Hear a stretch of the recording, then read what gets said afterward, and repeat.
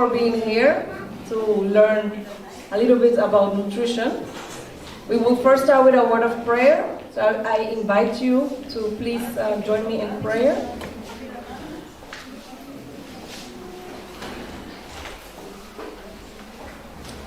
Our dear loving Father, who art in heaven, hallowed be thy name. Dear Father, we thank you for bringing us here today and for giving us the opportunity to be blessed with the presentation of nutrition that will be given by Sister Angela. May you please help us to understand what you want us to learn, and may you please bless the presenter as well. Thank you for everything in Jesus' precious name. Amen. And to start, I would like to first introduce our presenter, which is Sister Judrian Angela. She's from Curacao, and she has studied in the Netherlands for many years, and she has a master in business administration. She's also happily married to her best friend for many years, and now they're 3 years married, and they have attended to the medical missionary school in the U.S. For 5 months by Dr. Thomas Jackson, and they now have a ministry called Modern Day Daniel Ministry, and today they are here to bless us with what they have learned, so that we may be able to also put it in practice. So, with further ado, I present Sister Julia.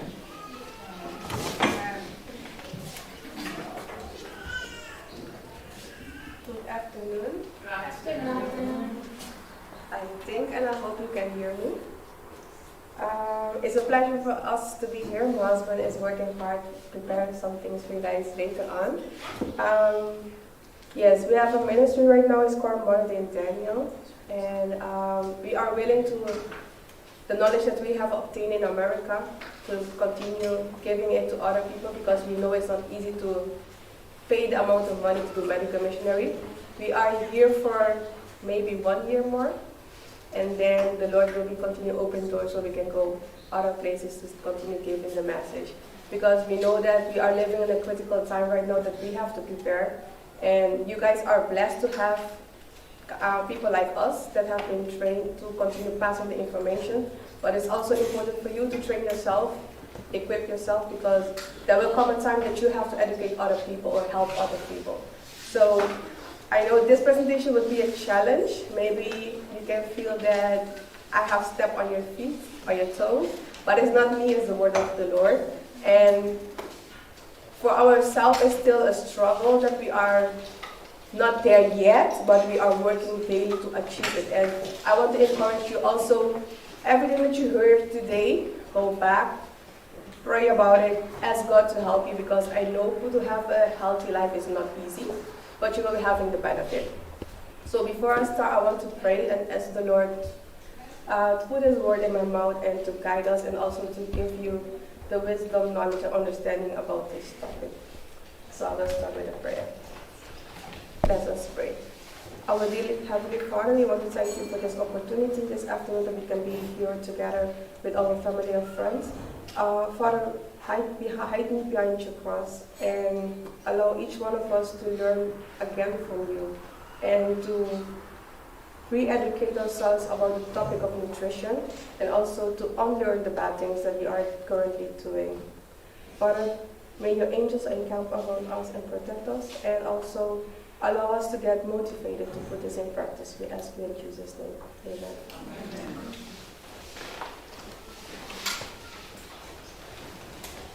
So I will start this afternoon. Naming some Bible promises God has given us in the Bible, how we can claim and preserve our health.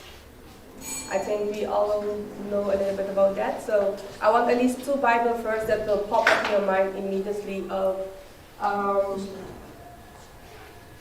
we can claim in the Bible some Bible texts that to preserve our health. Anyone?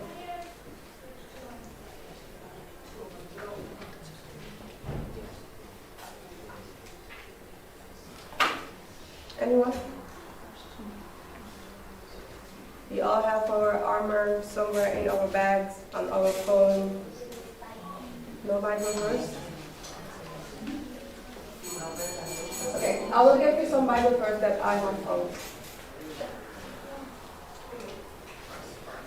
Let's open our Bible. The first text that I want to share with you this afternoon can be found in Exodus 15:26. I have a person that will be reading the Bible text for me, so it's going to be more interactive. If you have questions, write them down so we can answer the question. I will stop at the half so we can ask some questions and then I will continue. Otherwise, we will not be able to cover everything today. So Exodus 15:26. And said, If thou wilt diligently hearken to the voice of the Lord thy God, and will do that which is right in his sight, and will give ear to his commandments, and keep all his statutes, I will put none of these diseases upon thee, which I have brought upon the Egyptians, for I am the Lord that healeth thee. Okay. When we read this Bible verse, we can see that the Lord is requesting 4 things of us. The first one is diligently hearken to the voice of the Lord thy God. Second, to do that which is right in his sight. The third thing, to give ear to his commandment. And the fourth thing is to keep all his statutes. If we decided we want to do only 2 of these things, we cannot expect that we can claim on the Lord not to heal us or not to give us certain diseases. So the Lord requests of us. Okay. So it requests from us to do all the 4 things that the Lord requests from us, and then he will not put any disease upon us, like he did for the Egyptian. The next Bible verse that we want to discuss today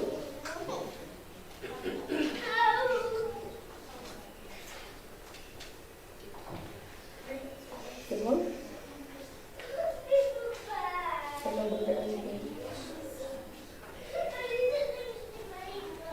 Okay, so what the Lord desires from us is obedience. Let's not do anything. This one? Okay. So the Lord requests from us obedience. So the next verse that we're going to read is in Galatians 6, verse 7 and 8. As 7 follows.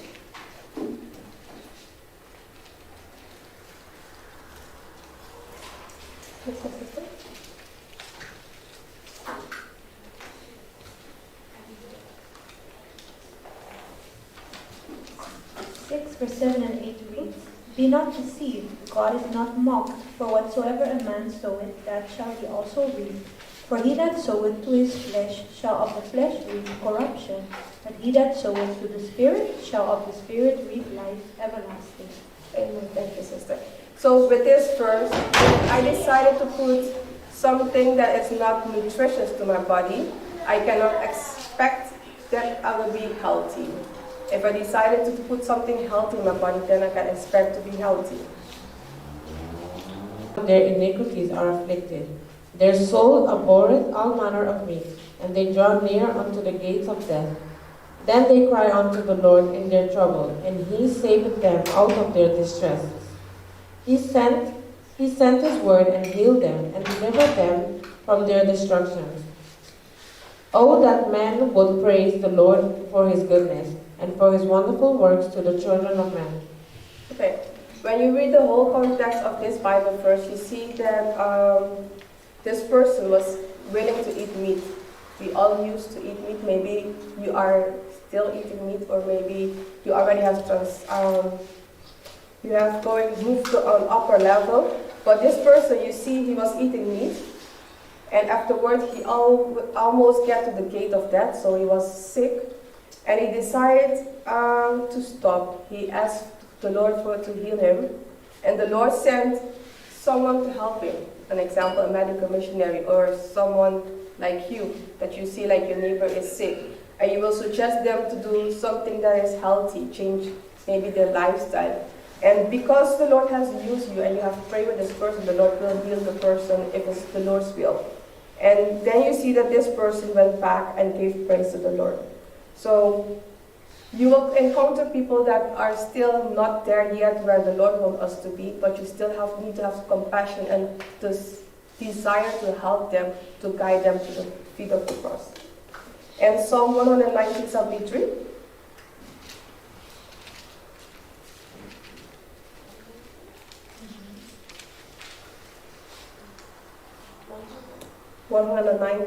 Verse 73.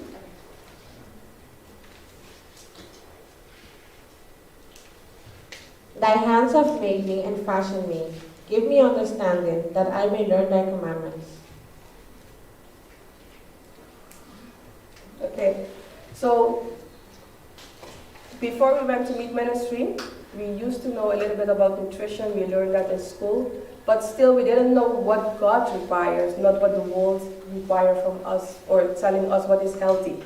But I had a desire in my heart to ask God to give me the understanding that I may learn your commandments.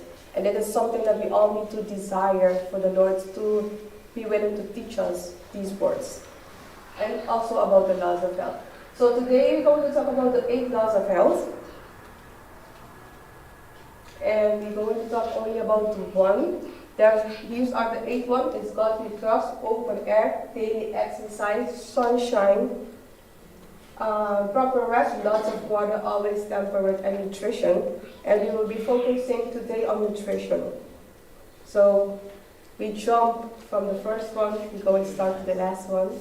But we will capture, if the Lord allows it, all the 8 laws with you guys. Okay, so everything that we do, it should be for the glory of the Lord. So if I drink, it should be for the glory of the God. If I walk, it should be for the glory of the God. If I testify to somebody about something healthy, it should be for the glory of the God, not for yourself. So let that be our main focus when we do this in our lives. So, like you already saw, I'm using the Bible, the biggest nutritional book ever written. And in there you can find all the requirement God wants. We're going to read Psalms 100, verse 3. Know ye that the Lord, He is God. It is He that hath made us, and not we ourselves. We are His people and the sheep of His pasture. A lot of times we want to say, yeah, I know what is right. But we forget that God has designed us and the Lord knows what is necessary and correct for our body. So let us claim this to the Lord. Proverbs 4, verse 5 and 7. Get wisdom, get understanding. Forget it not. Wisdom is the principal thing. Therefore, get wisdom, and with all thy getting, get understanding. Okay, so to understand nutrition, the 8 laws of health, I have break down certain texts that you can find in the Bible, because people will tell you, I don't see anything about nutrition in the Bible, and these verses can help you to start the conversation with the person about nutrition. We read first in Genesis 1, verse 29. And God said, Behold, I have given you every herb bearing seed, which is upon the face of all the earth, and every tree in the which is the fruit of a tree yielding seed. To you it shall be for meat. Okay, 3 John 1 and 2. Beloved, I wish above all things that you mayest prosper and be in health, even as thy soul prospereth. Okay, this verse, I really loved it. Why? Because you see that the Lord put health in balance with your spiritual life. So you cannot say, I'm only going to study the Bible and I'm not focusing on my physical health. And one part of it is the nutrition part. So both of them is important for the Lord. The next text, 1 Corinthians verse 10, verse 31. It reads, When therefore ye eat or drink, or whatsoever ye do, do all to the glory of God. And Jeremiah 33, verse 6. Behold, I will bring it health and cure, and I will cure them, and will reveal unto them the abundance of peace and truth. Amen. So here you see, I already mentioned for today 8 texts about nutrition. So after today, if somebody asks you, I don't see nutrition in the Bible, you can just start with this simple text. So based on everything we have read, at the beginning, God has given us fruit, grain, seed, and nuts. But afterwards, you see a picture of some of these, because I have encountered people that tell you that I don't know what is seeds. You can see seeds, you can see nuts, and you can see grains, which is important for our body. And our daily nutritional life should consist of this, but I will break it down more easier for you.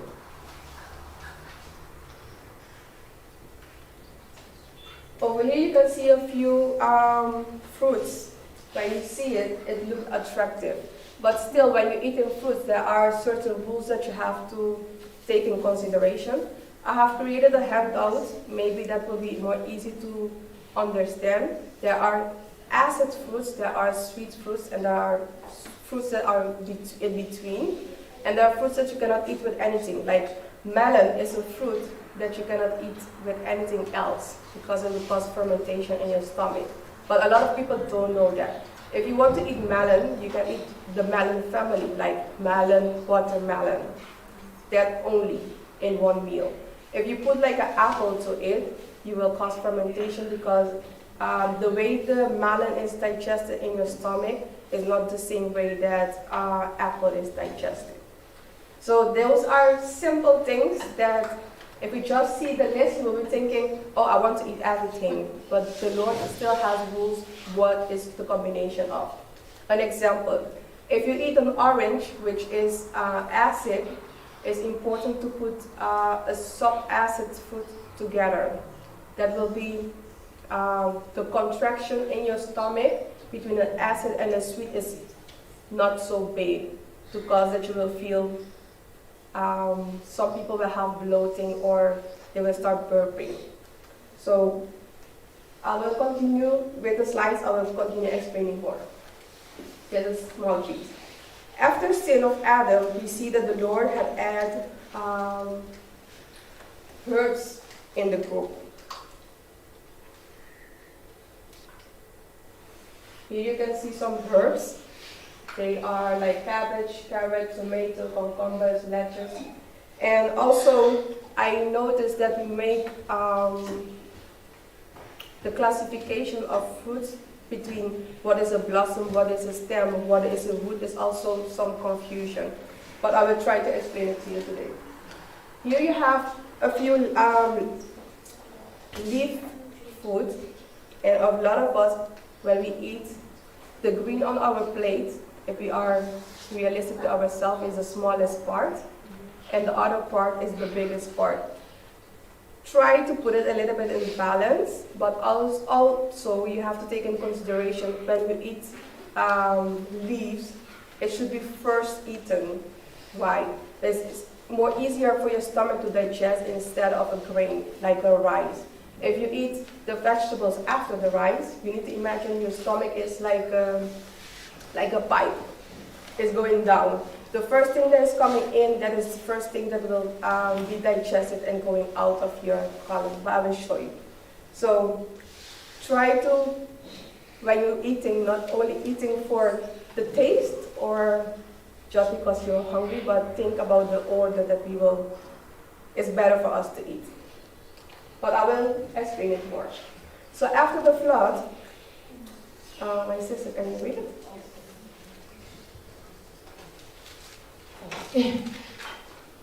Of every clean beast thou shalt take to thee by sevens, the male and his female, and of beasts that are not clean by two, the male and his female. So we saw that after the flood, the Lord still had restriction of what was allowed to eat and what was not allowed to eat. And what will happen if you eat the forbidden animal? What will happen back then and still now?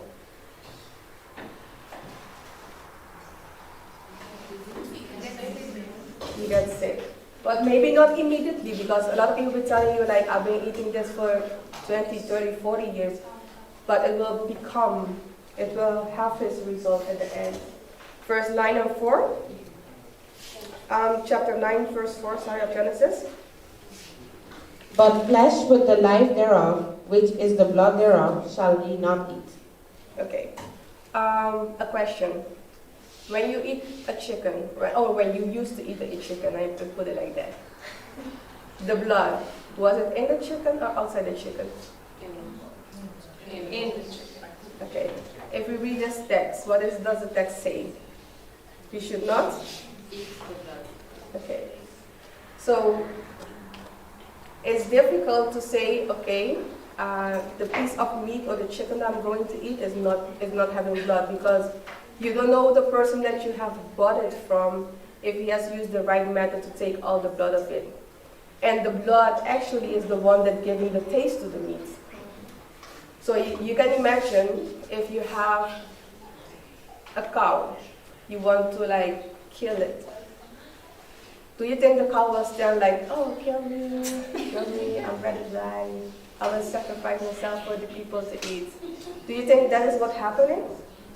So you need to imagine the cow is so much in stress and all his adrenaline is running through his body, they kill him. The adrenaline is then in the meat. And you decide, because you still love the meat, you're going to eat it. You are eating the meat with all those adrenalines. And sometimes you ask yourself, why are these people so cruel? The same thing that is in the meat are being transformed in your body, and you will absorb it through your organs. And you will have the same feelings or aggressiveness sometimes that you don't understand why people have it. It's because of that. But if you don't know all the history behind that, or the things that the animals go through before they die and how it infects the meat, you will still be eating it because you just liked it. Okay, the best selection of foods, if we read the first Proverbs 30, verse 8.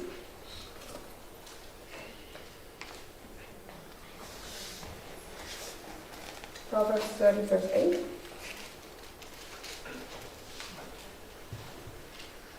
Yes. Remove far from me vanity and lies. Give me neither poverty or no riches. Feed me with food convenient for me.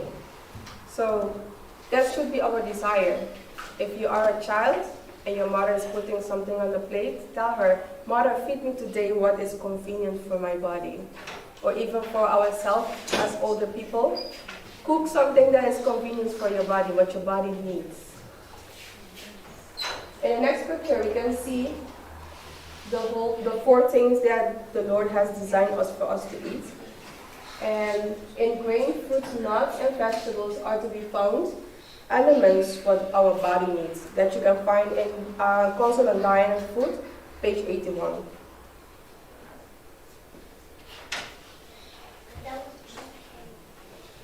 Okay, if we continue looking how the food for the Israelites were back then, we can read in Leviticus 3, verse 17.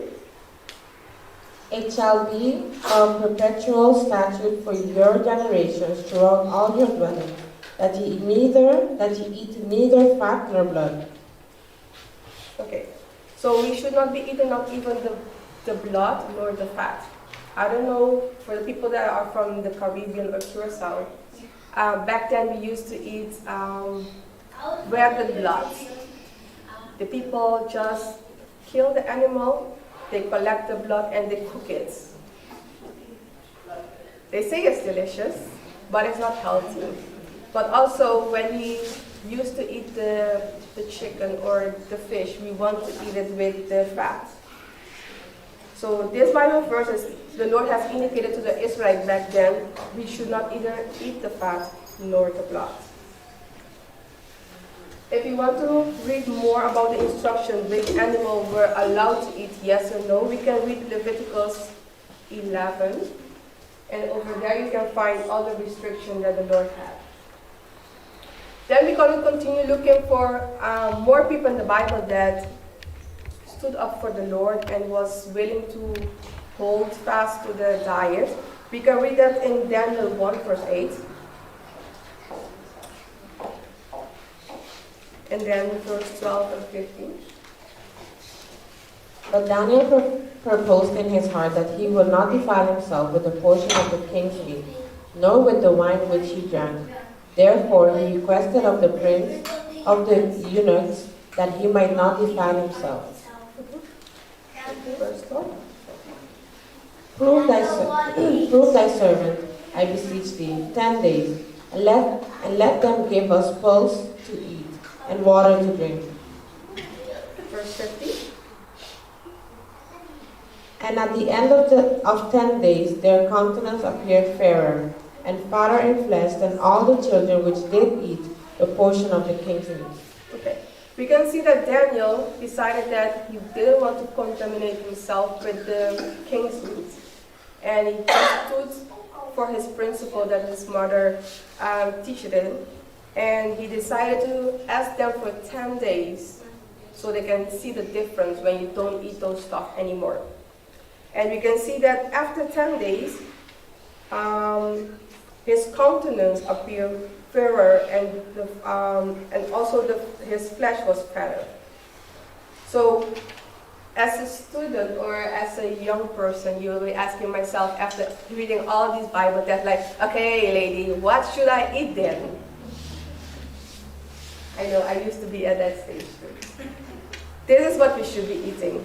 You can read it in Council of Diet 313.1.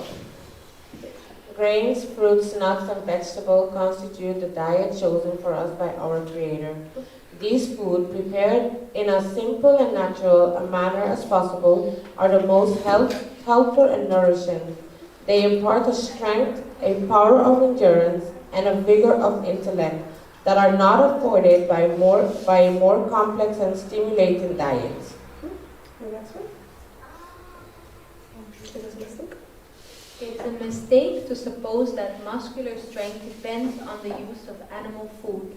The needs of the system can be better supplied and more vigorous health can be enjoyed. Without its use, the grains with fruits and nuts and vegetables contain all the nutritive properties necessary to make good blood. Amen. So we can see that you will encounter people that will telling you like, no, you will not have this strength. But if we just read these verses, you can see that you can still have the same nutrients, the same strength, the same minerals in your body, and even better sometimes than people that doesn't eat what the Lord have requested them. So, what standard does God want us to reach? If I look back, maybe 5 years ago, when I was small, I didn't eat anything else than is chicken, rice, potato, spaghetti, and fish. Nothing else. Don't put anything on my plate because I don't like it. Don't put anything green because I don't like it. My mother was struggling with me when I was small, but I had to deal with the consequences after that. So when I was 7, I got dengue, it's a mosquito bite. I got sick. I died for at least 5 minutes in intensive care. They tried to give me pulse back again. They reanimate me again. And the Lord approved it, so I'm still alive today. But I had to deal with the consequences. So after that, I could have peeled my skin off because I have died a few minutes. When I was 15, I got burned out. A 15-year-old, what burnout can I get? But my body, after 7 years, it just shut down. On my 23rd birthday, I got liver disease. I got yellow. My mother didn't understand why. So they told me to go back to the diet that the Lord have designed. I was like, but I don't like it. And it was a struggle for me with the Lord to transition from eating those stuff to the vegetables. And one thing that I've learned, and maybe it can be a tool for you too, is by taking something that you really like, take it away, put something healthy instead, is something that you have to hold on for at least 28 days, so it can become a habit. Also for your pupils in your mouth to change. Because if you put something in your mouth and you don't like it, and you say in your mind you don't like it, you will not like it.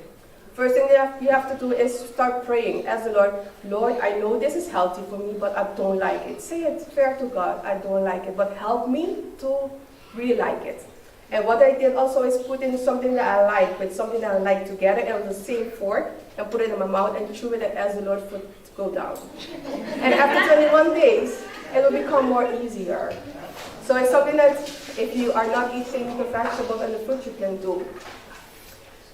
Afterwards, when I got married, my husband was like a favorite eat meat there. He decided on his birthday, today is the last day I'm eating meat, so we go into transition. I was like, okay, no problem.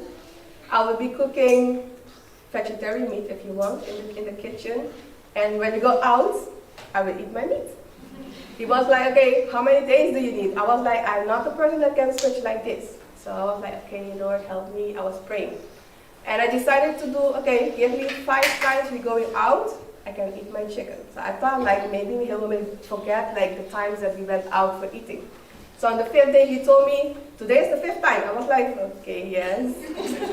I know I promised. So I was like, Lord, I told him, wait, let me try the chicken in all forms that they have today on the menu. And then it will be the last day. Okay.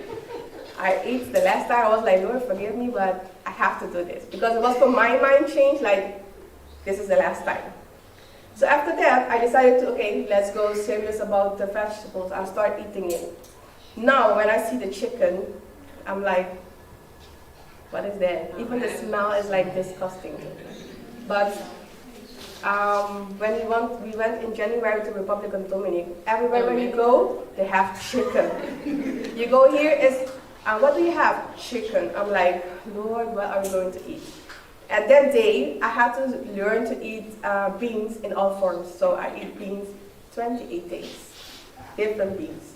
Now I'm like, okay, I can eat beans. If you're going to give me beans, yes, give me beans. But it was a transition for me again because I didn't like those stuff. But after 21 days or 28 days, I didn't have anything else on that island to eat. And only eating beans because that they have, I had to get accustomed to. So the Lord sometimes puts you in certain situations to bring you higher up. So as parents, if you have children, tell them, okay, we want to go to the next level after this presentation. I will give you a few days for you to transition as the Lord starts praying. And hold fast. I know it's not difficult. It's not difficult, but it's not easy either. And for the people that are like my husband that can say today, I'm not eating it anymore, do it. You will see the benefit. What I also can testify is since then I transitioned from eating meat to not eating meat, I have not been sick. I didn't have any, because I have asthma, since then I don't have any asthma, nothing. I used to get sick after 7 years, by the grace of the Lord I didn't get sick. We went through COVID period, we were in America, we came back, we went again on vacation, I didn't get it by the grace of the Lord. But it's something that you have to comply to the rules of the Lord. You cannot expect that you will not get anything and you don't comply. So I am a living testimony in front of you from a meat eater not eating anything to eating vegetables. So it's possible, so don't give up if you are not there yet. Okay, so we're going to read the second part of the verse, like vegetables and fruits. Vegetables, fruits, and grains should compose our diet. Not an ounce of flesh, meat, should enter our stomachs. The eating of flesh is unnatural. We are to return to God's original purpose in the creation of man. Okay. Why you were thinking like, why is eating meat not good for our stomach?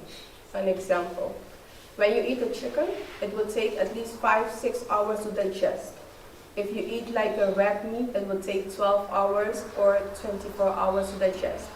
So you need to imagine, I will talk about it later on the presentation, if that is staying in your stomach only to digest for so long, and you have to get it out maybe on the 2nd or the 3rd day pass, you need to imagine it start rotting in your system, and that will cause disease.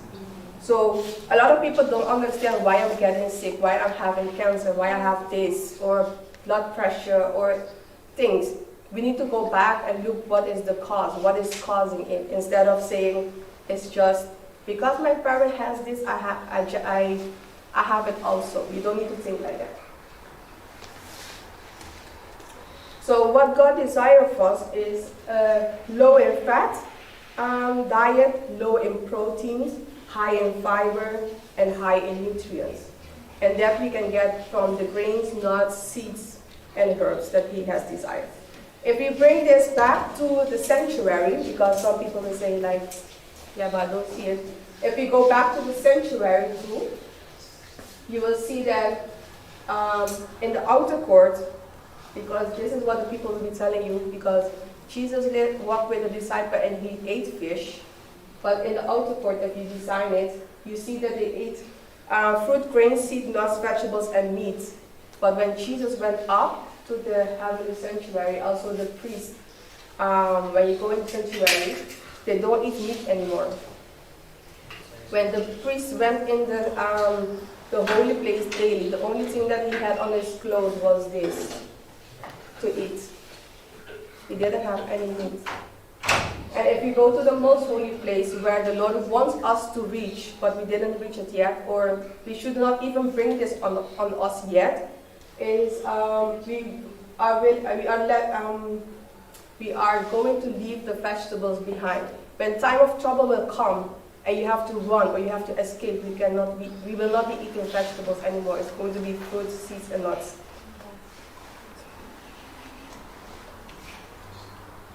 Okay. So that is 1/3 of what you eat. You'll be asking me like, how? Do you see it? Everything that you eat is 1/3 of it. In that, the EAT is the three part of the 5 letters of death. So everything you put in your mouth will determine if you will live or you will die.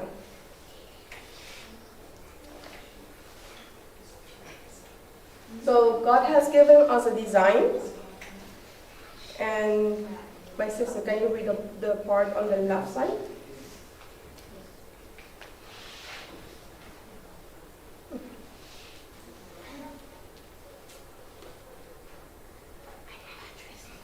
God has given to man a dietary plan with a root system to observe the elements through the roots into the food, and man partakes of the same elements that he is made of. Okay, so if you see the cycle of man, we are composed of dust. The dust compose elements. Elements compose the food, is this. And the food is built when we eat it in our blood. The blood builds our cells. The cells build our tissue builds our organs. And man is composed of organs, and so created God man. So if we want to continue the cycle, we have to put the elements which we can find in the food that only comes from the ground, because the elements we found in the ground, we find them in the ground. We have to put those in our body so our cells, tissue, and organs can be built, so we can have a good life. So this is the same picture. And you can see that the things that are in the ground are magnesium, calcium, sodium, iodine, sulfur, carbon, nitrogen, phosphorus, potassium, iron, chloride, zinc, hydrogen, and fluorine. If you are aware of it, maybe the older people, not the young people, when you go to check your blood, they will tell you your iron is low. You need more iodine, you need more zinc. You'll be asking yourself, why I'm eating healthy, but I still don't have those nutrients. If we check the grounds in Netherlands, most of the farmers don't nourish their ground. They continue producing or planting the same crop on the same square of what ground they have. And the ground is just empty with nutrients. But if we start planting, like the Lord has requested from us, for ourselves, and putting these nutrients or elements in the ground, the vegetables or the fruit that you will be eating from your own garden will have those. But if your ground don't have it, how can you eat an apple with magnesium, or an apple or an orange with zinc or vitamin C? It's not possible. So that can be one of the elements that you're eating healthy, but the vegetables that you, or the fruits that you are eating doesn't have those nutrients, and then you will have shortage. Now we're going to check the digesting system. I was preparing and the Lord told me to go back to the basic with you guys first, and then we're going up so everybody is on the same level. So right now we're going to switch from the Bible to the part of the physical information. So this is our digesting system. If we have good food or drinks, we have good digestion. So good digestion, I mean, every time you eat, so if you are eating 3 times a day, you should go to the bathroom 3 times a day. If you're eating 3 times a day, but you only go once, you need to imagine 2 of those food are still in your system. Are people that are only going to the bathroom twice a week or even once a week. So each time you eat, that should be coming out. That should be a bowel movement. So don't tell me. Just ask yourself, how much did I eat? How many times did I eat today? And how many bowel movements did I have? And if you are eliminating good, so some people, maybe when we go further in the presentation, I will show you how what is coming out should be looking at. It depends also what is coming out, how it looks, how it smells. Those be telling you how your body is functioning. So, a question. If I don't eat good, but I digest good, I have good elimination, will I have a pure blood? No. If I eat good, but I have good digestion, but I don't have a good elimination, would I have a good health? No, you have to go once like that. So it's important to have all those 3 aspects. So can we go back? One slide, one back. Yeah. So you have to eat good or drink something good. You have to digest good. You have to eliminate good to have a good health. If you are missing one, your health will not be 100%. So let's look at the digestion system. And here it will be getting a little bit complicated, but I think the way that I explained, you can still catch it. Your mouth is alkaline. We're going to talk about alkaline acids. If you don't understand, just raise your hand and tell me to explain it more. So your mouth is alkaline. The pH of your mouth is between 6.4 to 7.3.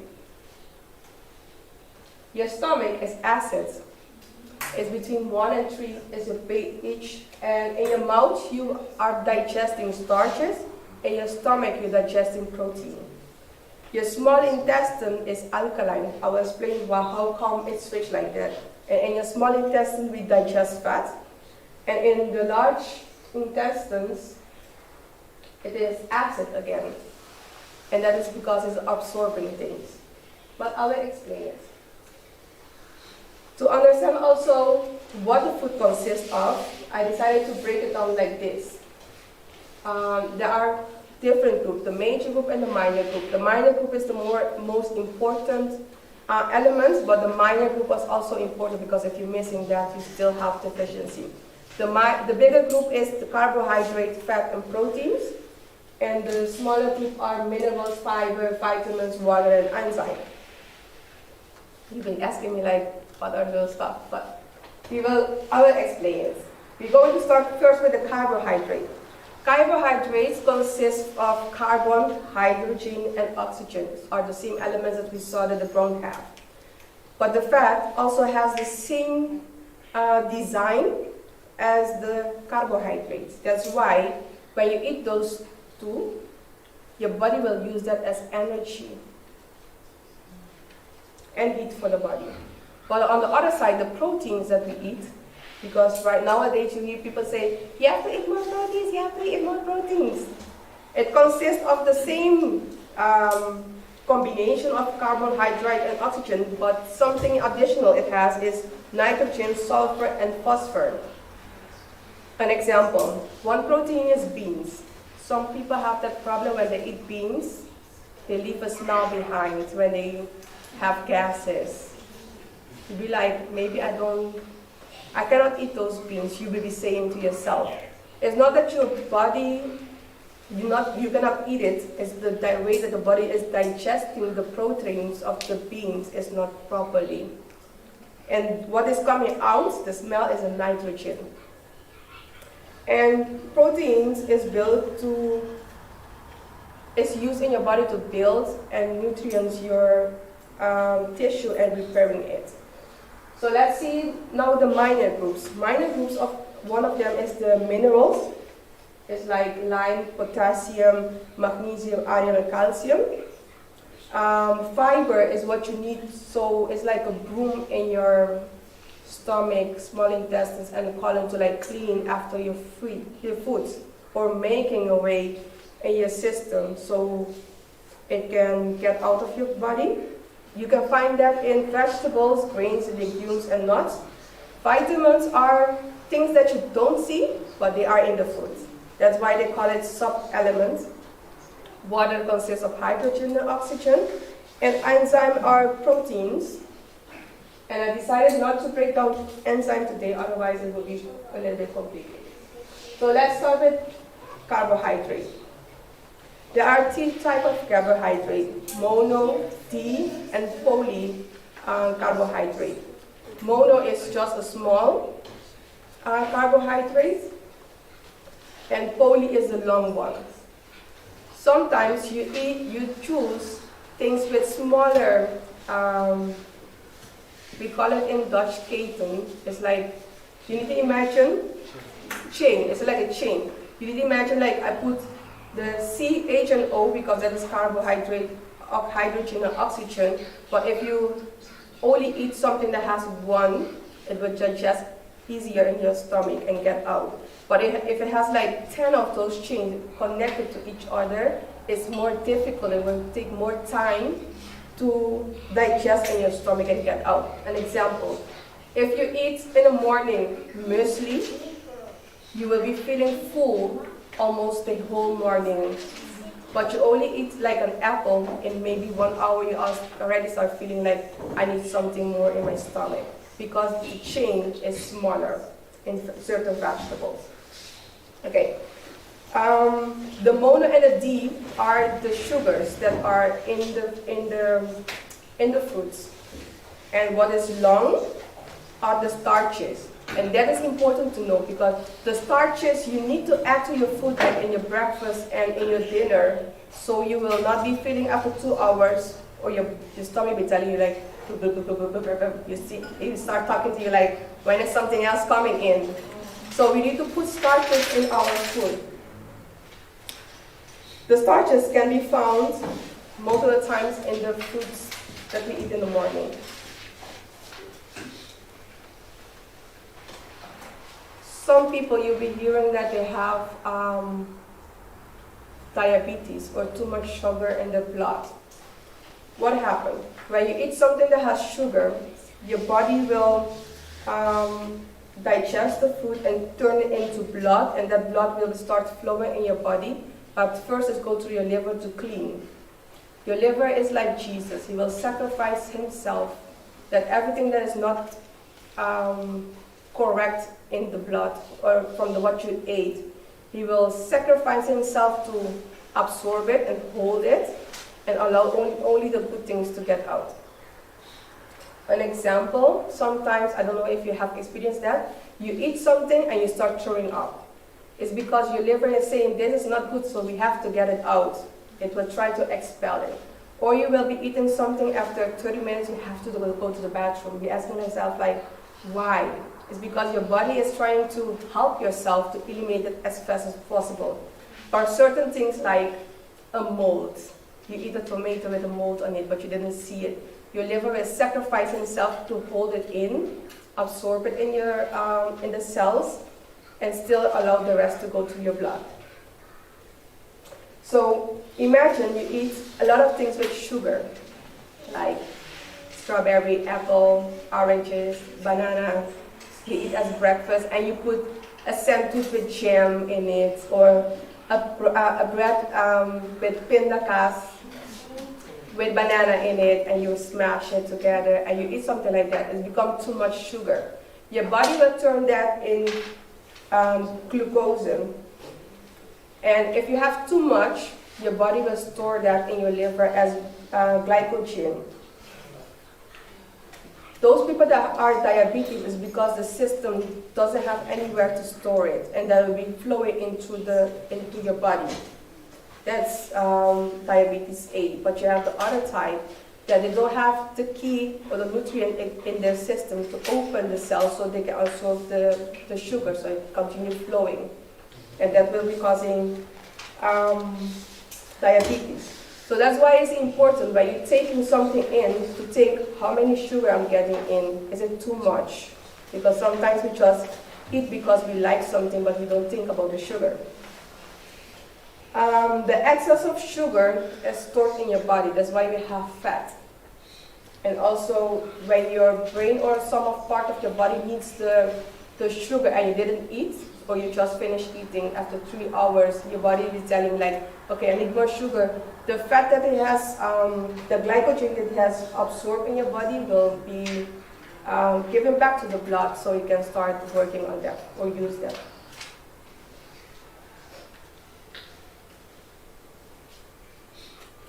So the carbohydrates we can find in whole grain beans, fruits, and vegetables. Sometimes we don't like to use the brown sugar, but we want the white sugar, or refined things like white bread, white spaghetti, those stuff, because of that they don't have any calories. It will irregulate your blood, and you don't have any fiber in it. It's also something as modern as keto diet.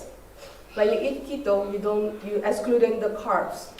You're changing your system from working on carbs, digesting carbs, to go working on fat. And you're robbing yourself certain nutrients and proteins. To be able to have a good metabolism, you need fat. And you will be asking me, like, how much carbs do I need to eat then? You have to eat between 45 to 65% of carbs of your diet. If you are a younger person, you eat most of the day 1,800 calories. If you are a man, between 2,200. So you have to take 45% of that.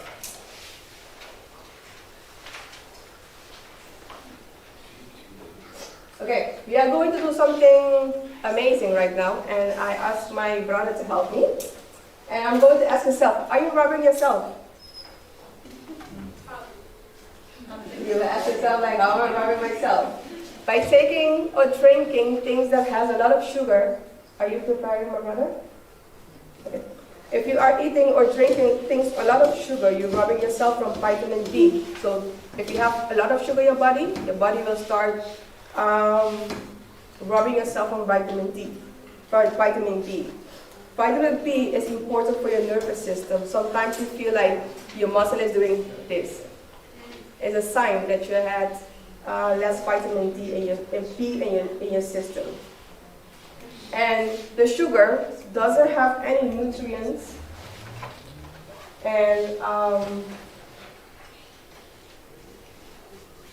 it robs your body from the nutrients that you have. Some people have problem with calcium, and they'll be asking yourself, like, how can I have problem with calcium or low calcium? It's the following. If you are drinking alcohol, smoking, or being around people that are smoking, you're robbing yourself.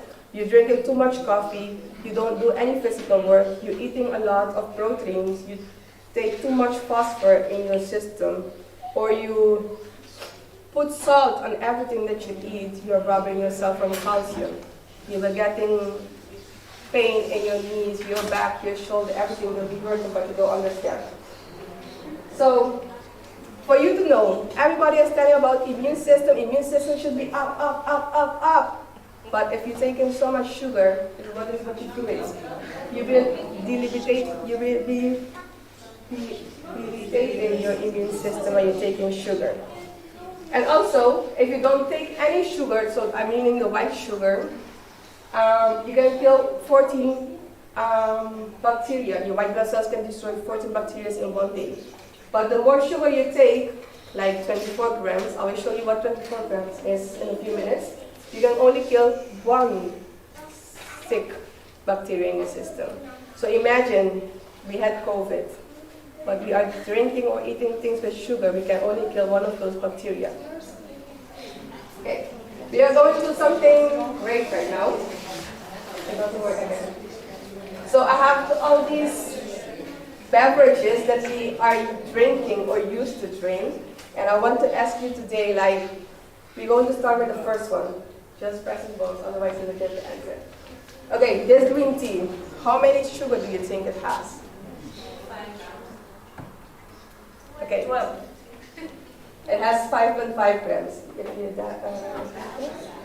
okay, 5.5 grams. Okay, 5.5 grams is this. That one. Yeah. This is 5.5 grams. So if we take to the picture, 5.5 grams,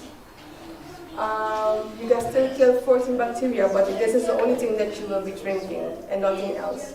Imagine if you drink 5 of these.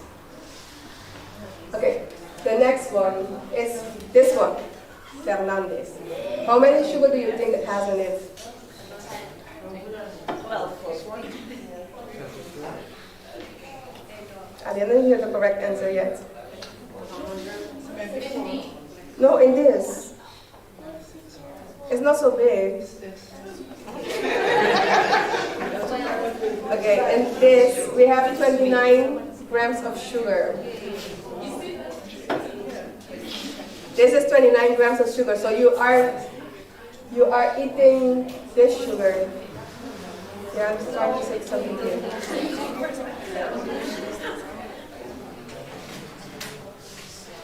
Okay, we are going to the next one. This one. This is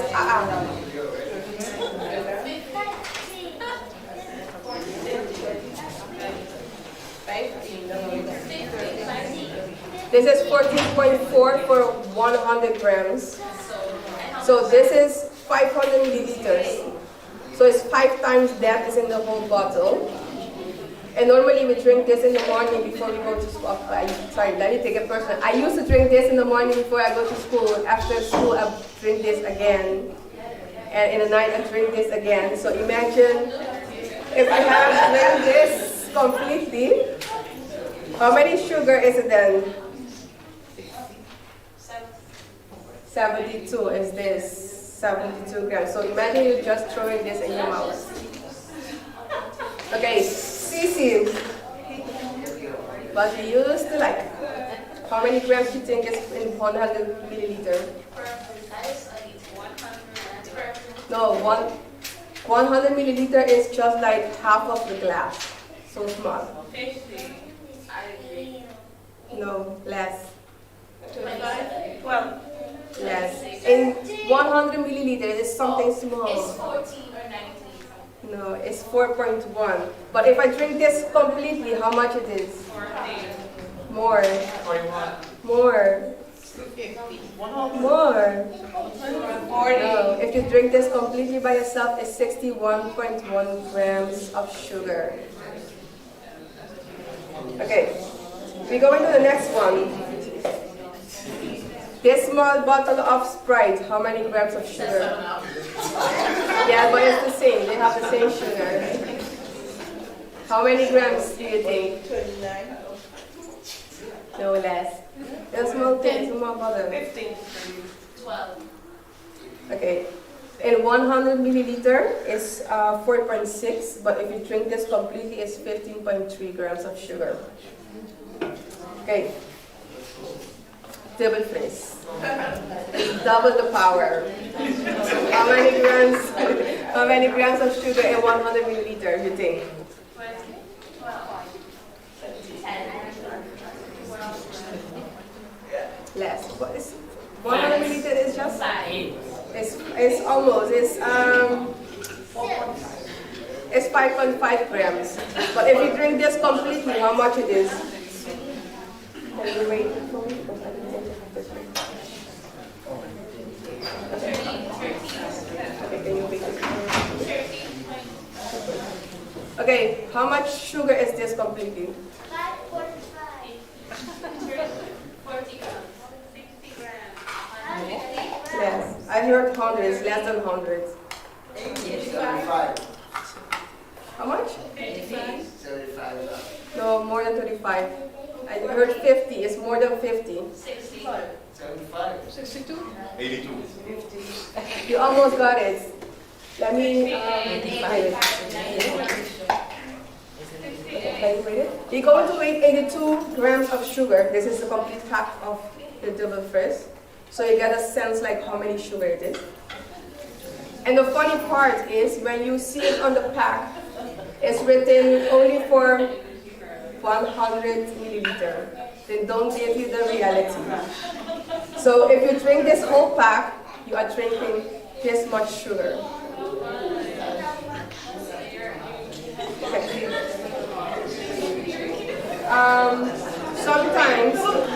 Sometimes you'll be saying to yourself like, oh, I'm drinking the healthy stuff, so we're going to check the cashew milk and the soya milk. How many sugar do you think is in 100 milliliters? It's healthy. Why? Let's not go there.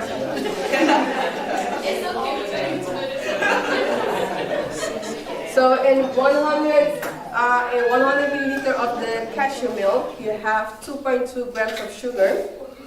And if you drink the whole pack, With the regular one or unsweetened? the unsweetened, you have only 1 gram of sugar. But if you take the sweetened, you already know the game. So if you drink the whole pack, you're drinking 25 grams of sugar. And most of the time you put that, and you put the muesli again with it, and run it. You know this? You pour in your plate, and then you fill it with the milk, and then you ask me at the end of the day why I'm gaining weight. Let me tell you the truth. If you eat only 100 grams of this, I will weigh it for you. What's 100 grams? You are taking 70 grams of sugar. You will say 70 grams is not that much, but if you check the calories, 70 versus 100 grams. That's a lot. if you check the calories, you're taking 793 calories in one serving. That is without the milk, without the cranberry or the banana you put in together. And you will be telling me like why I'm getting thicker each day or way more. Okay. So then we go to the next one. The soya milk is almost the same. The soya milk has a little bit more sugar than the cashew milk, but this is my favorite. Is it your favorite too? Okay. Before, the first time that I did this exercise because I was preparing for another presentation, and when I became aware of it, I used to drink this like in one shot in the morning, like morning breakfast, and in the midday I take, before I do my lunch, I take this rest, and then it's gone, and in the night I drink again half of the bottle. How many sugar do you think is in it with 100 milliliter? 7 grams. More. No, less. In 100 milliliter, you have 10.5 grams. In this whole bottle, how many grams sugar do you think that is in it? 100. Almost, you almost get a good sister.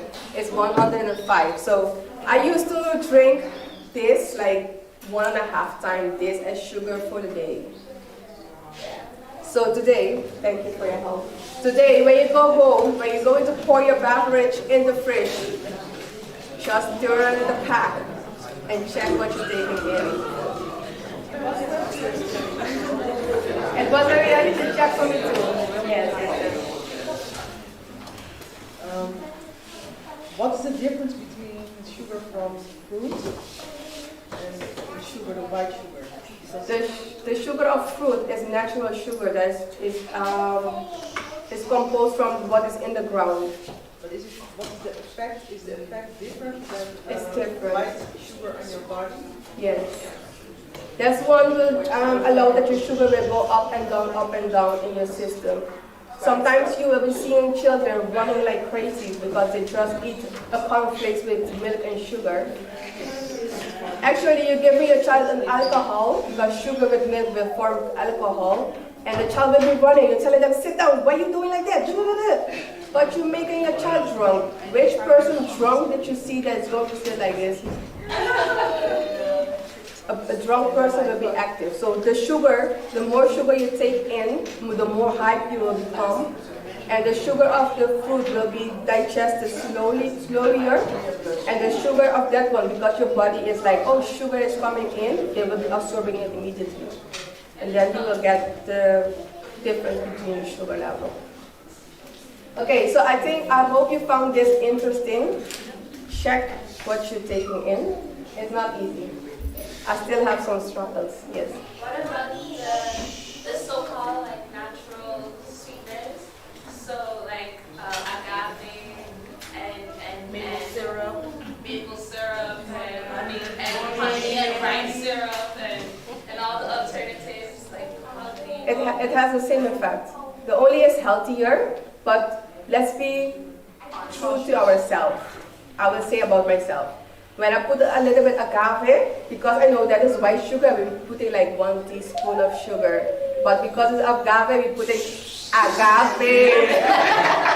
And then you have the same effect. So we should be conscious, not because it's healthy, we can still use more of that. Or we be telling ourselves like it's not sweet enough. It's because your taste buds is still triggering for the sugar. And one thing that you can do to like stop that is drinking water, to like swallow it down. Okay, we will continue. My PowerPoint is not switching. I hope you found this part interesting because it's really interesting. I found it really interesting.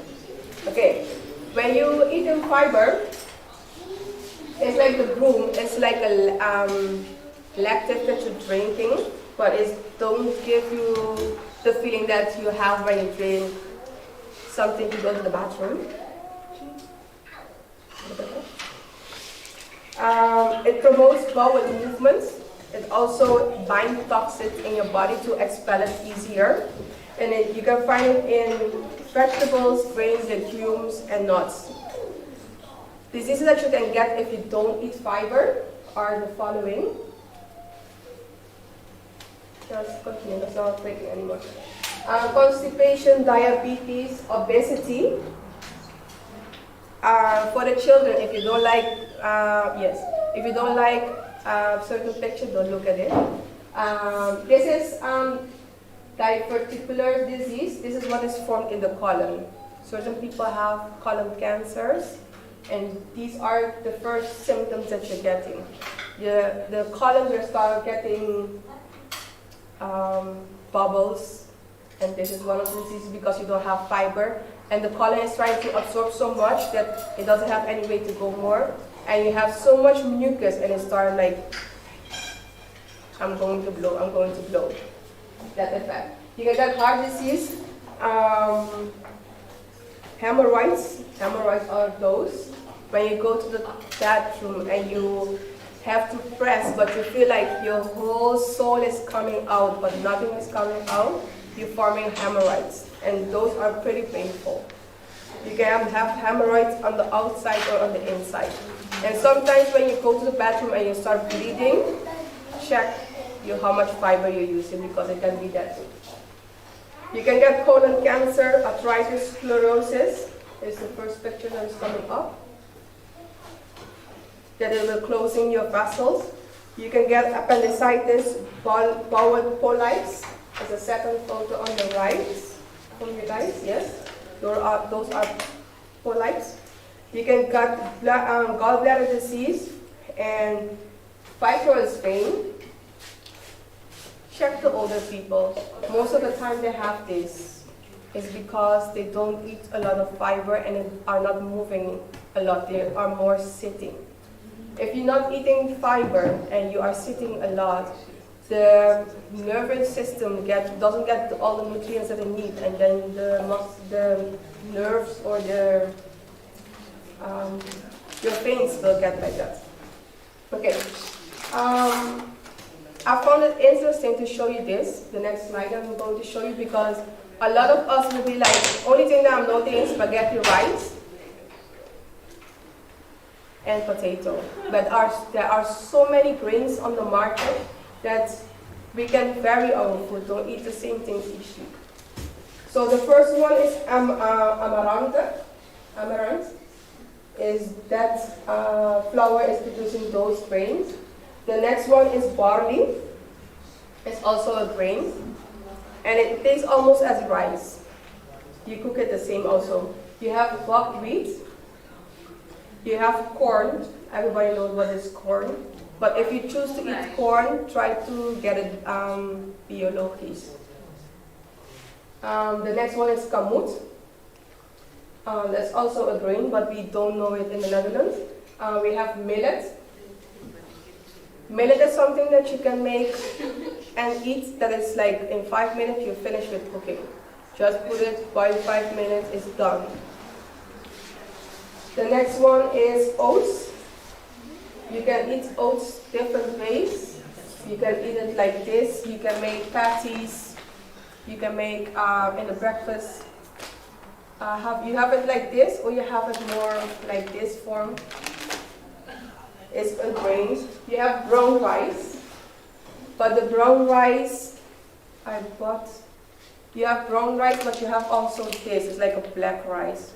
You have more fiber in it, and it's still delicious. You also have rye.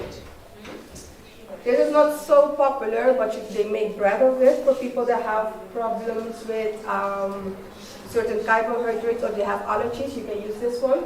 You have spelt and you have wheat. And also I bought a few more. It's over here. You can see them. It's couscous, bolger. You have also this one. You have quinoa. So try to vary your meals, your grains. It will help. Okay. We will continue. Right now we go into the first part of the digestive system, which is your mouth. What is your, don't you already press it. Your mouth is alkaline. I was just going to ask you. Okay. In your mouth, you are digesting starches. What are starches? I said it a few minutes ago. What are starches? I didn't hear the question. What are starches? Yes, yeah. That is the mono, you have small starches like spaghetti is a bigger one. If you use like quinoa, the starches are bigger. You have bread, so it's the picture right down there. Okay, the first problem that we are facing is also something that I had to learn is chewing. How many times do you need to chew? 22.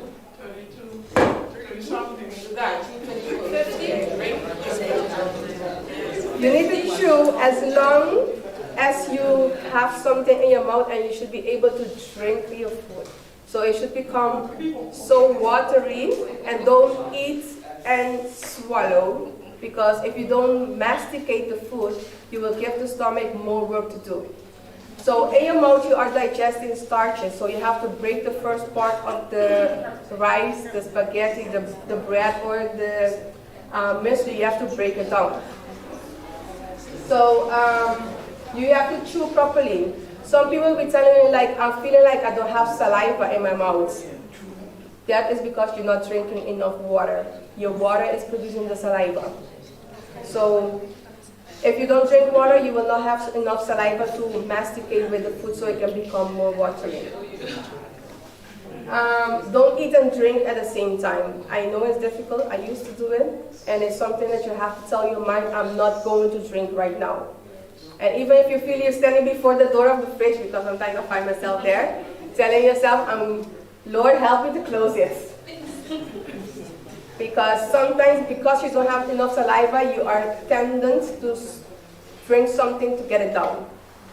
So try to drink and chew properly. If you are stressed, you are upset, you are worried, don't eat. Because when you are in those type of mindset, your stomach will not be digesting anything.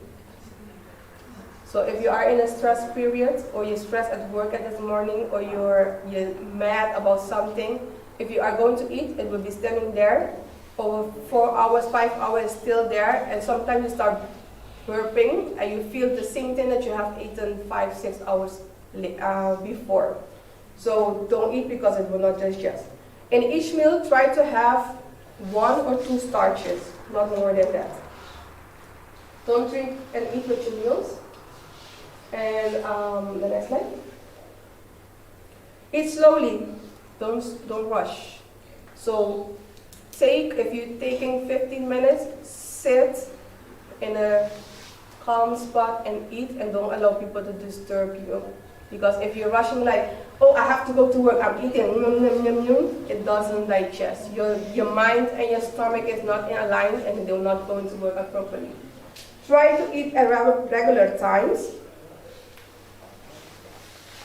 Something that we have a problem too, you have to go a slide back. Don't eat between meals. Why? I know it's difficult, but it's something that we have to teach ourselves. When you eat, an example, we just ate the soup, but right now I'm feeling like I want to eat something again.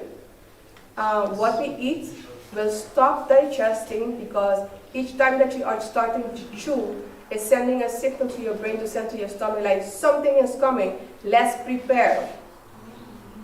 So if it was digesting the soup, it will stop, and then it will be preparing for the next one, and the one that is in will start rotting because he's waiting. He's just stopped, putting on hold, start with something new. And that's why when you go to the bathroom, it smells differently too, because it already has rotten. Try to eat 2 times a day. If you're doing a hard job, 3 times. And it should be heavier in the morning, in the night more light. I know in the Netherlands it's just the opposite, but we need to try for ourselves to turn it around back again. It's also important to fast at least 1 time a week, because then you give your system time to rest or to reset, to put everything back in system. So don't eat between meals. I mean, not even a peanut, not even a chewing gum, because when you're chewing, the chewing gum is delicious, but you're telling your stomach something is coming and nothing is coming, and you are affecting all your gastric system, your line of your gastric, and you start getting like they say heartburn, but it's not heartburn. Your stomach is burning. You're getting like something is coming back off. It's because acid reflux. Those are the stuff that you are causing yourself, because you're telling your stomach something is coming, but nothing is coming, and it's making gastric juice. And what is going to do with the juice? He start eating himself inside in your belly. We should eat breakfast like a king, lunch as a prince, and in the afternoon we supper like a pauper. Okay, can you read this one to me? Food to be warm. I would advise all to take something warm into the stomach, every morning at least. I do not approve of eating much cold food, for the reason that the vitality must be drawn from the system to warm the food. Counsels and diet. I know it's like a heart in our face. It's still hard for me. It's important to eat something warm in the morning. Not warm tea, but something warm. So if you're eating muesli, warm your milk. If you're eating bread, try to warm it with something warm with it. Otherwise, you will be losing energy, because your stomach has to warm the food up for you. I know it's difficult. God's plant diet doesn't revolve around carbohydrate, hydrogen, and oxygen also, but also proteins. Okay. Also, yeah. What is the reason why it's around carbohydrates instead of protein? Because you need the carbohydrates for the starches, so you don't get hungry after a few hours, and you're eating them between meals. And also, the level of your sugar will be more stable. And if you use proteins, you will be overtaxing your kidneys because it has to work extra hard to expel those proteins back out of the system. It's a natural protein. Because I like to eat what's the chickpeas, kikkererwten. I like to eat it. But that's also protein. Yeah. Is it also carbohydrate or not? No, it's a protein. Yes.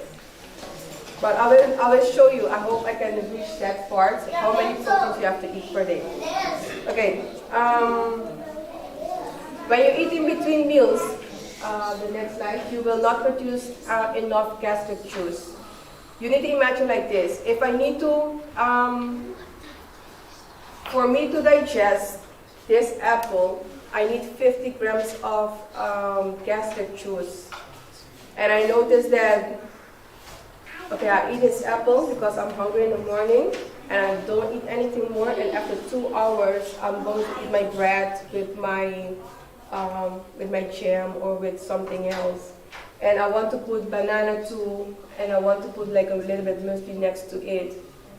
The amount of gastric juice that your body has to have to digest that, it will not have enough, and then it starts rotting. So eating between meals, you're affecting yourself by not having enough gastric juice. You have to allow your body to rest so you can start making again. So it's something that I didn't know, but I want to share with you because a lot of people don't know that. You need a certain amount of gastric juice to digest. If you eat after 5 hours, it helps your memory and your intellect for you to be sharp. It strengthens your muscle and your bones and preserve the function of your kidneys.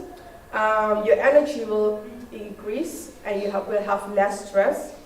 You will have an ideal weight because your body knows like, okay, over 5 hours it will come. I don't have to be like, oh, he's not going to eat anymore, so let me store this.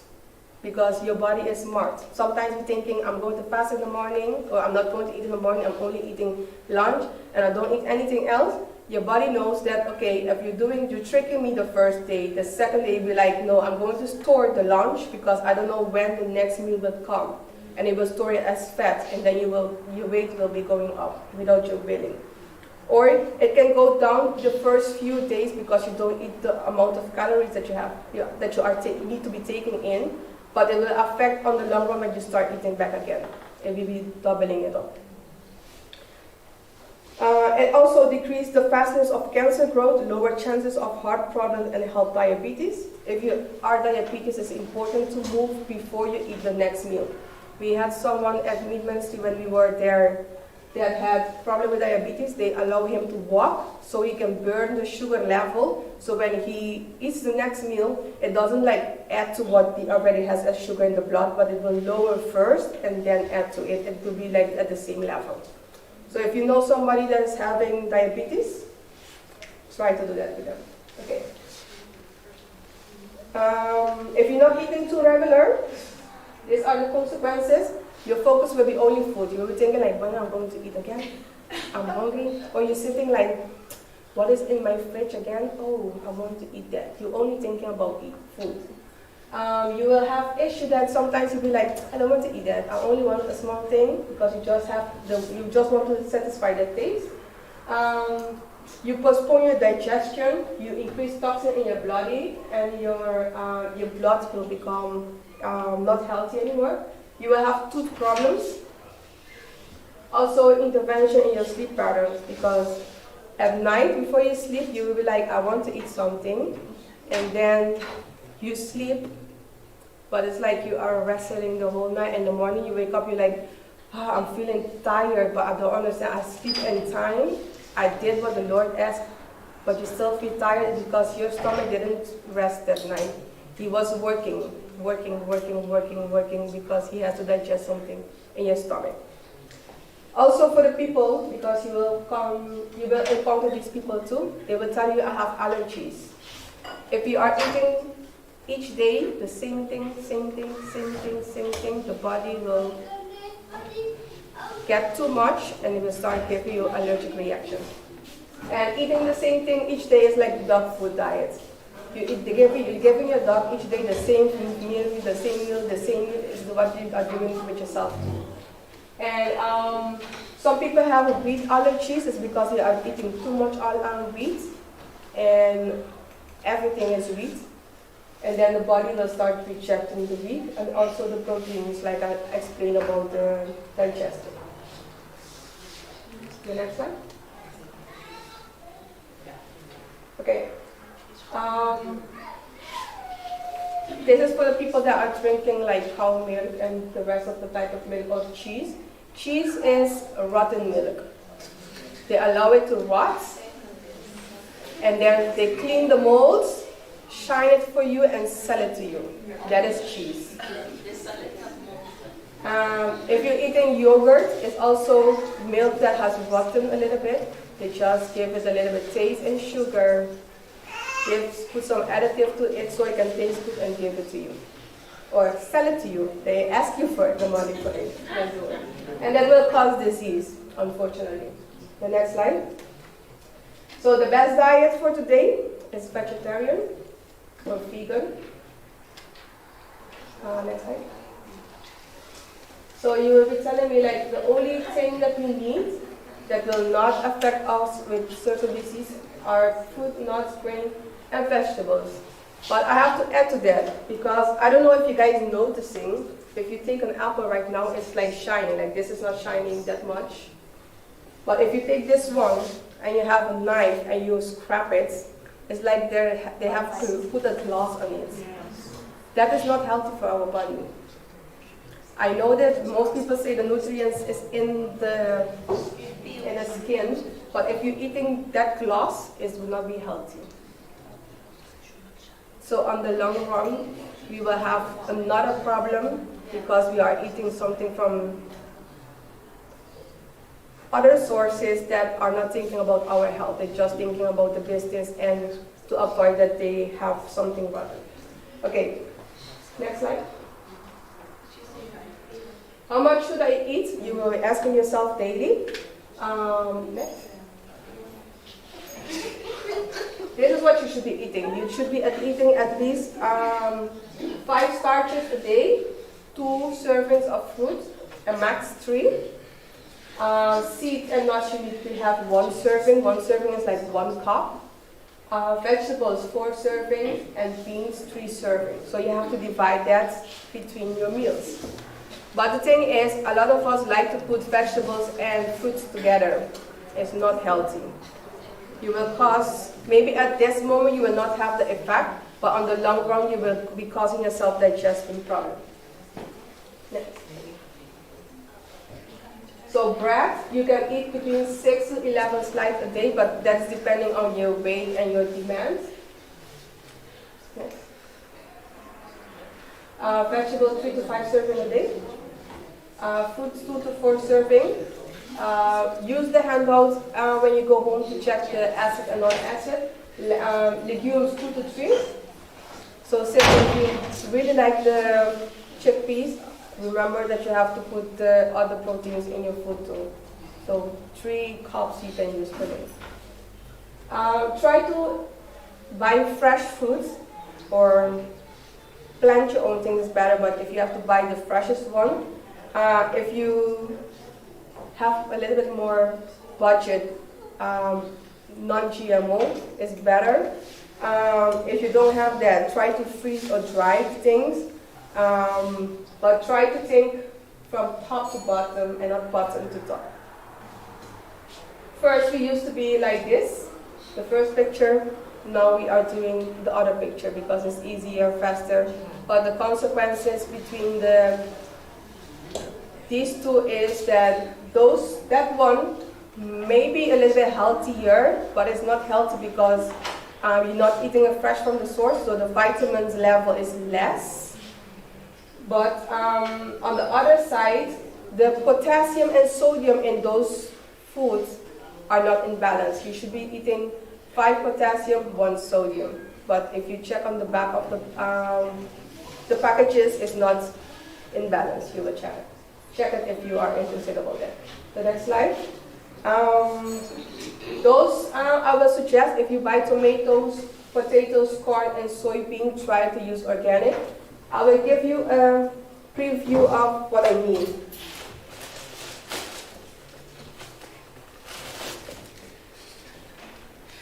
Have you ever seen a potato growing in your house? Yeah. Have you ever tried to plant this? Does it grow? No. Not in my house. This is a potato that is growing compared from this from the supermarkets.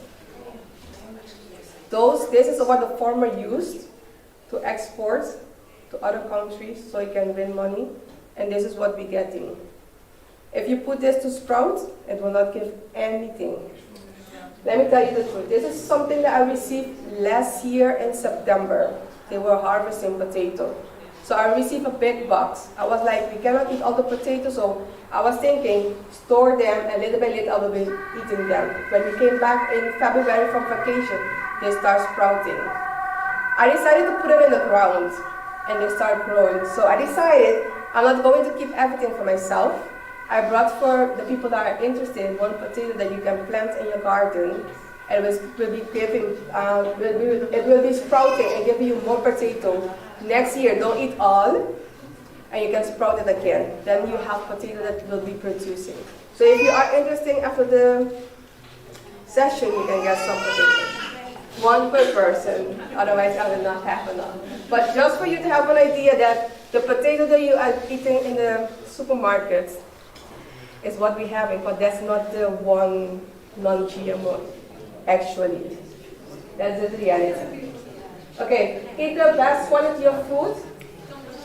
When something is getting a mold, throw it away.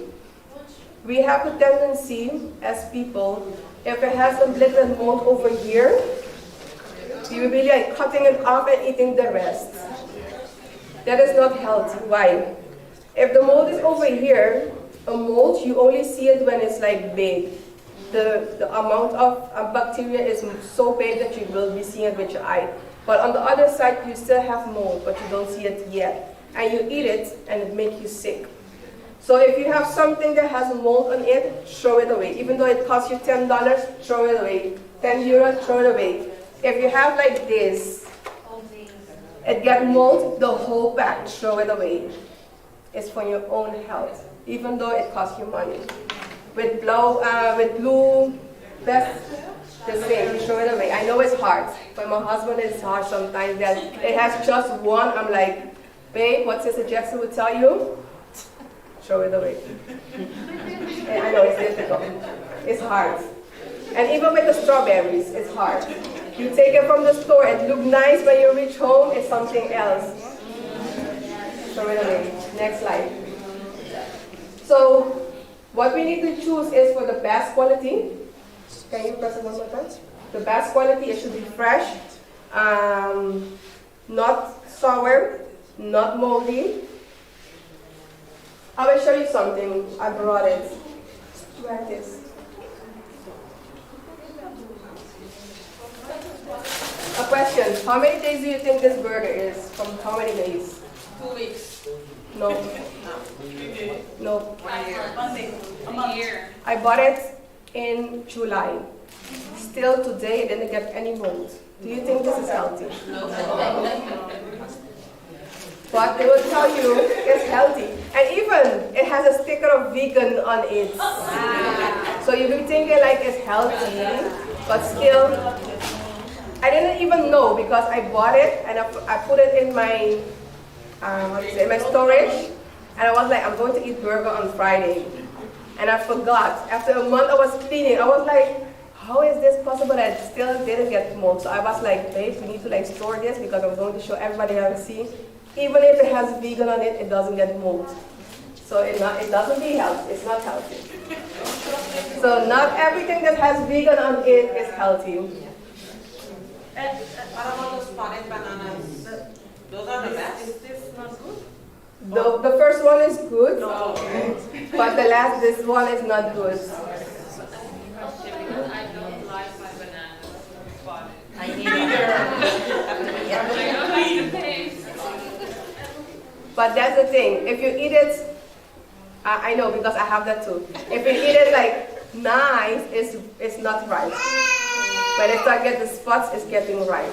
I need to imagine when you buy the banana that you are buying, they cut it, throw it in a bucket of ice, transport it, put it in the store for you. Then it starts ripening in the store, and then you get it, and you want it the less with no spots, and it still is not ripe. When it starts getting the spots, then it gets ripe. So I know I have the same problem as you. Yes. That also the same goes for plantain as well. Because, but when it's like dark, that's like the sweetest. You can't eat green plantain? No. When it's ripened. Yeah, but sometimes. Because I Dominican with mommy. No, but I mean like sometimes you have the banana and the banana turn black, and then you still cut the pieces that are black and try to like stir fry it because then it's sweetest, but it's not the best. Okay. Can you eat plantain green? I eat it, but I don't know. I don't like the thinner one. Value is not as much. Yeah, the nutritional value is not correct. And then it will, that's the thing, you need to ask yourself, when I eat the banana, is it a fruit or a vegetable? That's the first thing that you need to find out, and then know how you're going to eat it. Okay. I'm going to switch one right now. If you can share the stencil for me. I noticed that we are not going to make it today, so I'm going to try to do the things that I've brought for you. If you have constipation problem, just take them like this. If you have constipation problem, I have written a recipe for you. It's easy. It's just prune, flaxseed, and prune juice. You just blend it. You just drink 1 cup in the morning, 1 cup at night. At night, I mean not before you sleep, but as supper. It's easy. You just blend it like this.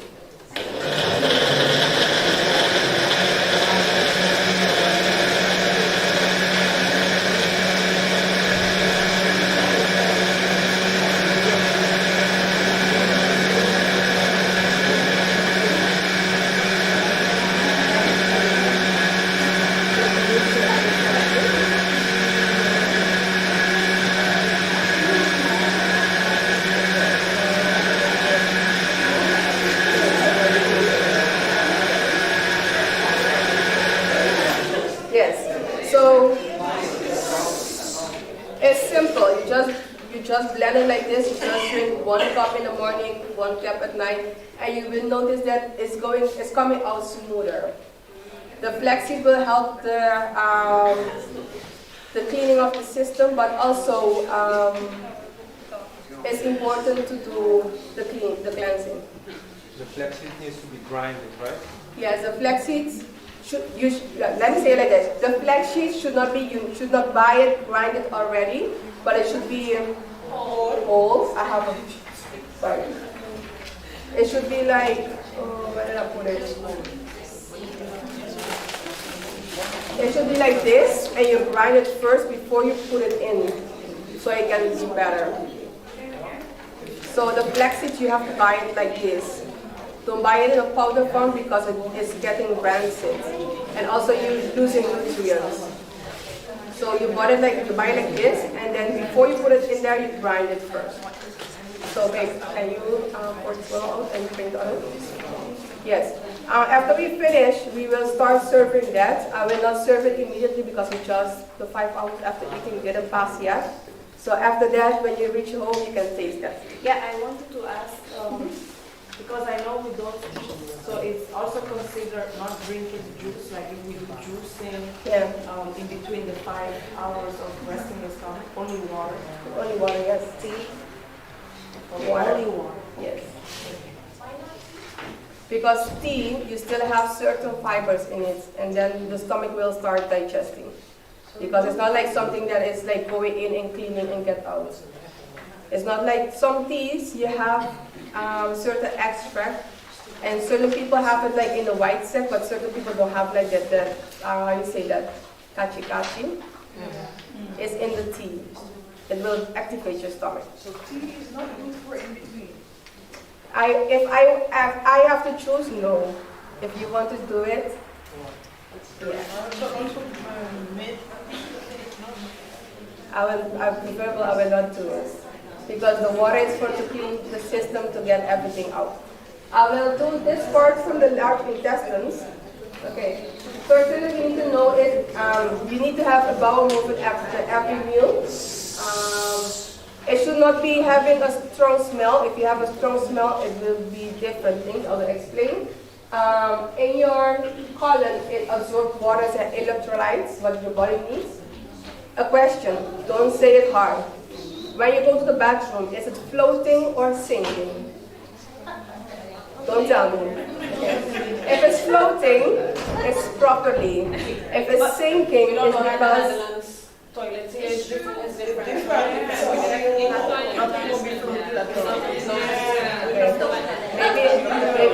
I have a benefit then because I can see if mine floating. But you can feel it like sometimes when you go to the bathroom, you can feel like it's jumping in the water, like boom, and going back out, and the water is like going soft in. I can put it like that. Maybe you can check that then. If it's going like boom, you know that it has no fiber and it's heavy. Yeah, it's too hard to. Okay. Also, what is important in your colon, you should be having good bacteria. If you don't have good bacteria, the digestion and absorbing will not be optimal, and it will start smelling worse either. Okay. If your stool is yellow, it's because you have too much bile. Bile is what your liver is producing and storing in your gallbladder. If you don't have a gallbladder, you need to think that your liver is continually dripping to digest the fat. The bile is to digest the fat. If you have too much fat in your food, you will see that your stool will be more yellow. If it's firm form, it's because it's taken too long in your colon. Is what I mean, like it's like jumping in the water. If it has a bad odor, it's because you have too much protein. And if it's sinking, it's because it's not having too much fiber. And it's very loose, it's because your colon is not absorbing. That can tell you if your colon is clean, yes or no. For the older people, when you were young, how many times a year did your mother give you something to clean your colon? Don't say all the time. Right now, in our age, when was the last time that you cleaned your colon? Don't tell me, just think it. You need to imagine years passing by, you didn't clean it, your colon has mucus in it. If you don't clean it, it's like a slime that will form in your colon and your body will not absorb any nutrients. Even though you're eating healthy, it will not absorb. It will just go in and get out, get in, get out. That's why if you tell you you have vitamin C deficiency, it's already a sign for you that my bowel is not absorbing the vitamins. So it's important to clean your bowels. Can you help me a little bit? Yes. We have a colonic board. This is what we use in a health center to like clean your bowels. Yes, him. I need a gentleman. Okay. I will show you how we do this. Just a second. Can you take a second? We put the colonic board on the chair. The person gets on top of it. Just a second. And then we have the whole connection system that we put in it. And this tip is going in. You can just sit up here. And put your feet up here. Yes. Yeah. Okay. You need to imagine this is like over here. It's small. I will pass around so you can see. It's not big. It's going to be like this in it. Let me try to put it like this. Like this. And your bottom will be over here. The water will flow in and clean your column, but he's not sitting in the right position. His bottom should be over here. And then the whole water will go in, and everything what is in will come out. You don't need to feel scared, because when your belly is, the colon is filling, you will get the pressure and it will come out automatically. And we have seen different things coming out. Thank you for your help. We have seen different things coming out. People that are eating meat, the odor will be worse. People that are eating veggie meat, the bats, not homemade, will be worse. Oh, my husband has some picture. Oh, these are the things that are coming out of people.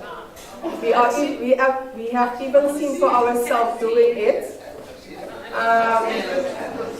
Worms. Yes, but enema is just like you sleeping on your side. They just giving you a certain amount of water. This one we use like 5 liters of water is going in and getting out. And you just sit. You don't need to do anything. So 5 gallons, right? Can you send it to Donald? Yes, we are doing it, so I hope my pack is coming, I hope next week, that I'm going to get more tips so I can do it. And then you just make an appointment and you can do it. Oh yes, I forgot, my husband is correcting me. I'm only going to do women, and my husband is going to do all the gentlemen, because they have different experience. Like a man will understand a man, and a woman will not have the patient, and also it's for privacy. And then you will have another correction. So we will do that. The next slide. Okay, these are the type of some poops that are coming out. You have to decide and check for yourself where are you. And it will tell you like your condition. If it's a sausage, if it's like chicken nuggets, if it's like gravy, or it's like rapid dropping, it will be telling you your condition. I have a question. Which one is the best digestion and what is coming out? Sausage. But sausage that is floating, not sausage that are shaking. So that is important. Okay. Next slide. Okay, this is for you to understand the system. When you eat, it's taking between 1 to 5 minutes for you to chew it, and will be taking 4 to 5 hours in your stomach. Your small intestine and your small intestine is 7.5 hours. It will stay there to absorb all the nutrients and start digesting more. And in the big colon, it will be staying 12 hours. This is a cycle of almost 24 hours. So if I eat something today, it should be coming out tomorrow.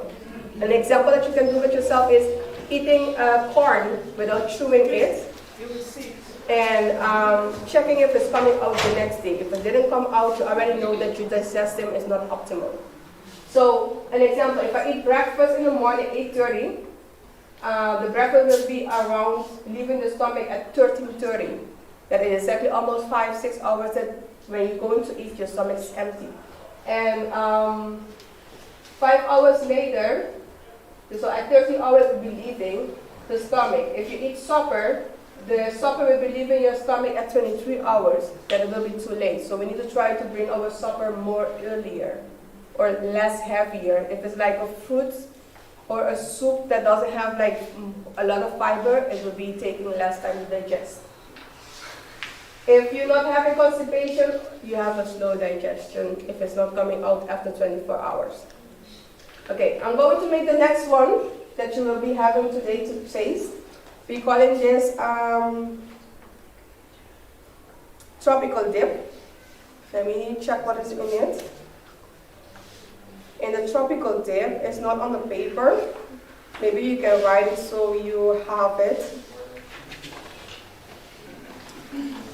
It consists of half a cup of sliced pineapple, 1 or 2 cups of pineapple juice, half a papaya, You can put a mango or an apple. I need to check which slide it is. Just 1 second. Let me check in which slide it is so I can put it. Just 1 second. It's on 103. Yes. So it's you can put 1 apple or a papaya. A mango, half of a papaya. You can put 1 or 2 kiwi in it and 2 tablespoons of ginger. It's going to be like this. You just turn it on.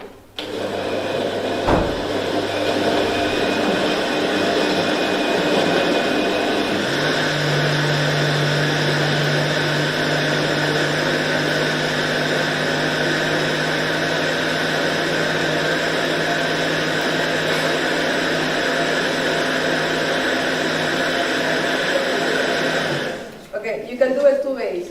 If you are doing like a fast and you just want to drink something that have for your inflammation or you have digestive problem, you drink it like this. So you can chew a little bit and mix your saliva. But if you are just doing this to do a juice fasting, you continue allowing it to get more thinner, so you can break the fibers in it. So this one also you will get to like taste. It will help your stomach inflammation, digesting that is not properly. And the best is to drink it at least 1 hour after you mix it, between 0 and 1 hour. If you store it, maximum 2 days, because the more it stands, the more nutrients it will be losing. The same with food too. The longer you allow it to stand, the less nutrients you will have in it. Also, for the people that are cooking, if you cook something today, try to eat it between today and tomorrow. Don't store it like a week or more than 3 days, because you will eat something without any nutrients anymore in it. Unfortunately, freeze it? the nutrients will be decreasing too. Also for sure. Yes. So try to eat between 1 or 2 days what you're cooking. No, not longer than that. She was asking for that, yes. So someone who have diabetes that have a lot of sugar from the pineapple and the mango, how that work? Then you will be putting less. So I will take out the mango and don't And the use, pineapple because it's sweet. yeah, but then I will use like half a cup of the pineapple. And I will be using only half of the pineapple juice, and the rest I will fill in with water. And also I will not be using mango, but I will be using a green apple. The green apple doesn't have so much sugar as the others. So you have to balance it. But most of the time when people that are having like diabetes or high blood pressure, I will have first a consultation to adjust the recipes. Because it's depending on what you have, I will change certain things. Okay? I didn't have the chance to present everything, so we will have part 2. I hope you guys found it interesting. And right now we will have the question part. So let me know what you want to know that I speak today that you really want to know. Yes? I had a question about the nutrients. You can your vegetables and fruits together? I will be saying, depending how you make it. Because, let me put it like this. If you put only the soup and you can it and you put it like freeze it, you will start losing some nutrients. So I would prefer, if I was you, I would not be storing soup or canning soup, because you will be losing the nutrients. The longer it stands, the less nutrients you will have. Because you need to imagine the air will start degenerating. You say degenerating? Yeah, degenerating the nutrients. Vegetables or fruits you can use. Yes, but then it should be like under the water. If you put it like with the syrup form, it should be under the syrup, in the syrup completely, so you don't have contact with the air. Otherwise, it will not be good. Yeah. I have a question following up that we don't drink juice and tea in between. At what moment can we drink? because I'm trying to figure out that I eat, I have to wait my 5 hours, I drink water, but then when do I drink my tea or juice? Okay. I will be telling you to, what I'm doing right now is,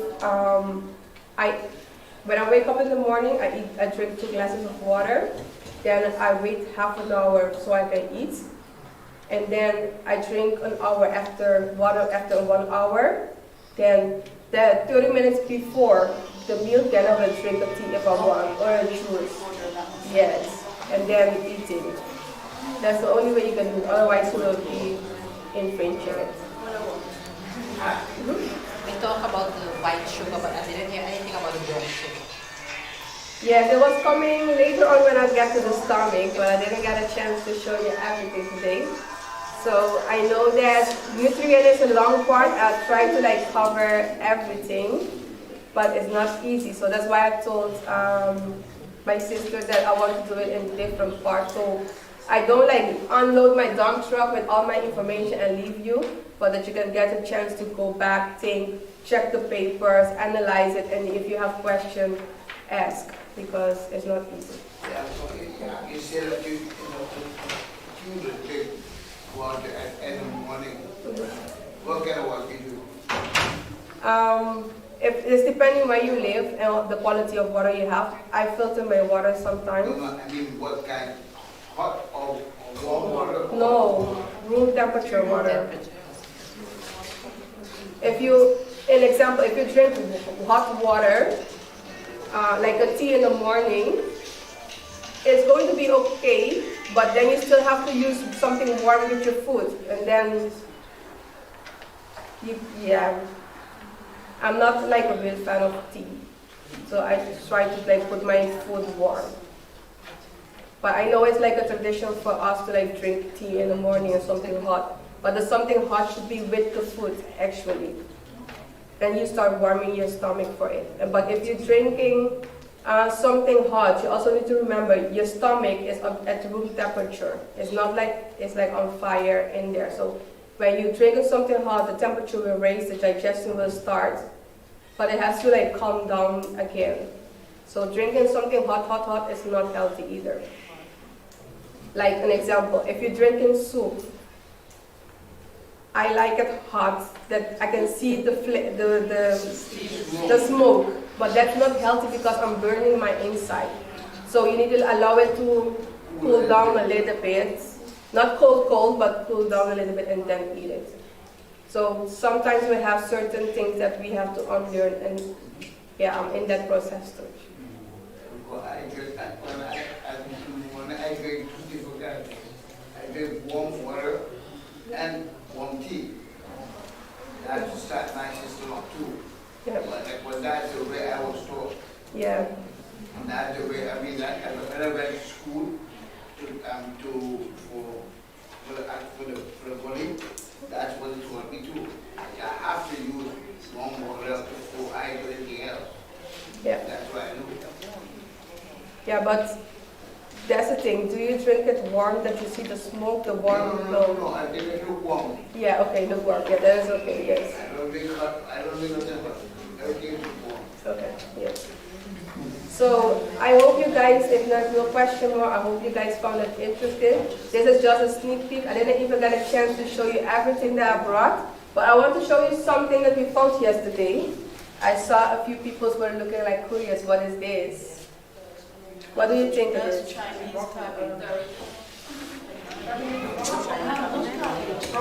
something. It's called Bloemkool Romanesco. What it is, sometimes you will find things exotic on the market and you need to ask questions like, what is it?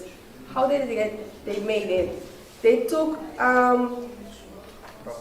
broccoli with bloemkool and they take some, they manipulate it a little bit to combine those two together so you can produce this. And this is something exotic. When you go to a restaurant, you will find on your plate to eat. It tastes more like broccoli than bloemkool. But you need to ask yourself, is this healthy? I will not say anything, just Think about it. Let it marinate.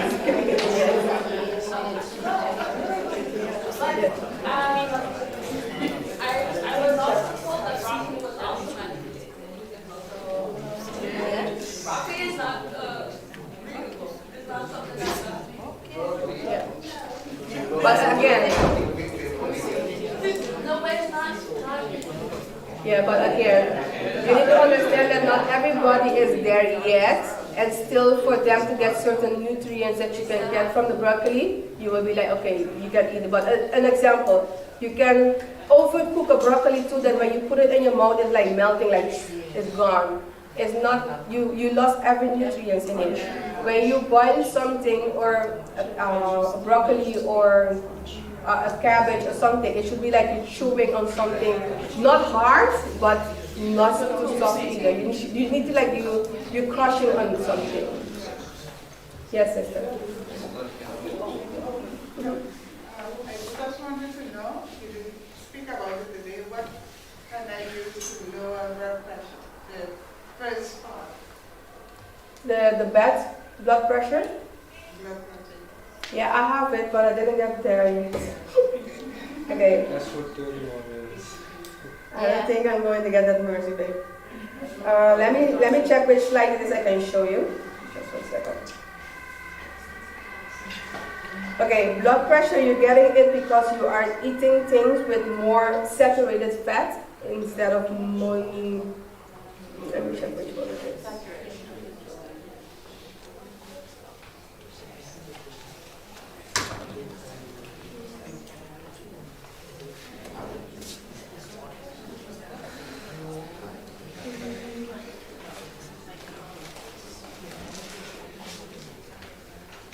I think it's like 18 or back. Let's just check on your screen. 18.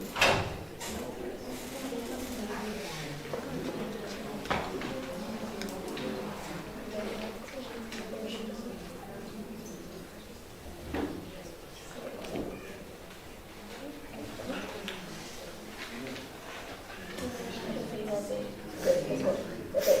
I was trying to explain this two slides. Oh, you passed it, yeah. Okay, you have two types of fats. You have saturated fat, which we find in animal food, but you also have, if you use like coconut oil or palm oil, you're cooking with those, or you using a lot of coconut milk, it will increase your cholesterol, that will increase your blood sugar, your blood pressure. So we need to check if it's okay, is it something that you are eating that is increasing your blood pressure, or is something that is mentally, there's like stress, you're worried, you're not sleeping properly, that is causing that. So a lot of us, we think that cooking with coconut is healthy, is it? Actually, but the amount that we are using is causing that, it can cause other effects. And we also need to check the excess of fat that we are eating. The next slide. We need to try to eat these type of fats. In the next slide, I don't think it's okay. Unsaturated fat we need to try to use, that we find in olive oil, peanut oil, sesame oil, avocado oil, almond oil, pecan and cashew. It will lower your blood cholesterol, that will lower then your blood pressure. So the blood pressure will come because your veins are having fat in it, and then it will be getting thinner, and then your heart needs to pump extra hard so the blood can flow. If you are not relinquishing your problem to the Lord, like say, okay, Lord, this is my problem, I will put it on your feet, and when I wake up, I will not be thinking on it because I know you will deal with it. And when I stand up, I still have the feeling, or I'm still worrying like, how God is going to do this? I don't know how I'm going to pay this bill. You have to go back to the Lord and telling the Lord, I try to surrender this, but I still have it. Help me to like relinquish it to you. And then something else that we need to learn, especially for the woman, is try to silence your mind. In the sense of sometimes we thinking, and rethinking, and thinking. Even when we are back, we're still thinking. And men can just be sitting. You're like, what do you think about? Eating, no? But we as women don't know that. Try to just sit for a few moments and don't think about anything. And even when you start thinking, tell yourself, I'm not trying to think anything. Just look around, look at sitting next to the sea, look at the sea, or just sitting in your window, look at the people passing. And something else, if you have so many stress that your blood pressure is high, or you're stressing, help somebody else that is stressing. You will be noticing that the same thing that you're trying to tell the person, stay calm, don't worry, let's pray about it. It's something that you need to tell yourself, but you are not doing. And when you're helping them, you're surrendering together with them. So try to help somebody else that has the same kind of problem or maybe other problems. And then you taking the focus from you and putting your effort to help the person, and then you will be less stressing about that. But I would think maybe if you're having high blood pressure, we can talk after this, and then we can do a consultation to check what it is. So, is there more question? Yes. Okay, I have more. How many minutes I have? I'm sorry, how many minutes more? Okay, I have 10 minutes more. Okay, yes. The human body can make some types of amino acid of fat and salt. So like yes. Yeah. But there's also essential ones that human needs, like external things to eat if to get it in the body to build, like, yeah, if you click the next slide, you will see my answer. These are the two fats that we have to eat that our body doesn't make, is omega-6 and omega-3. If you go back one back, omega-6 you can find it in flaxseed oil, walnut oil, canola oil, and soybean oil. So if you put in flaxseed in your food in the morning, you will get it. And if you need omega-3, you can find it in dense ones. But you need to check your ratio. It should be in balance, 6:1.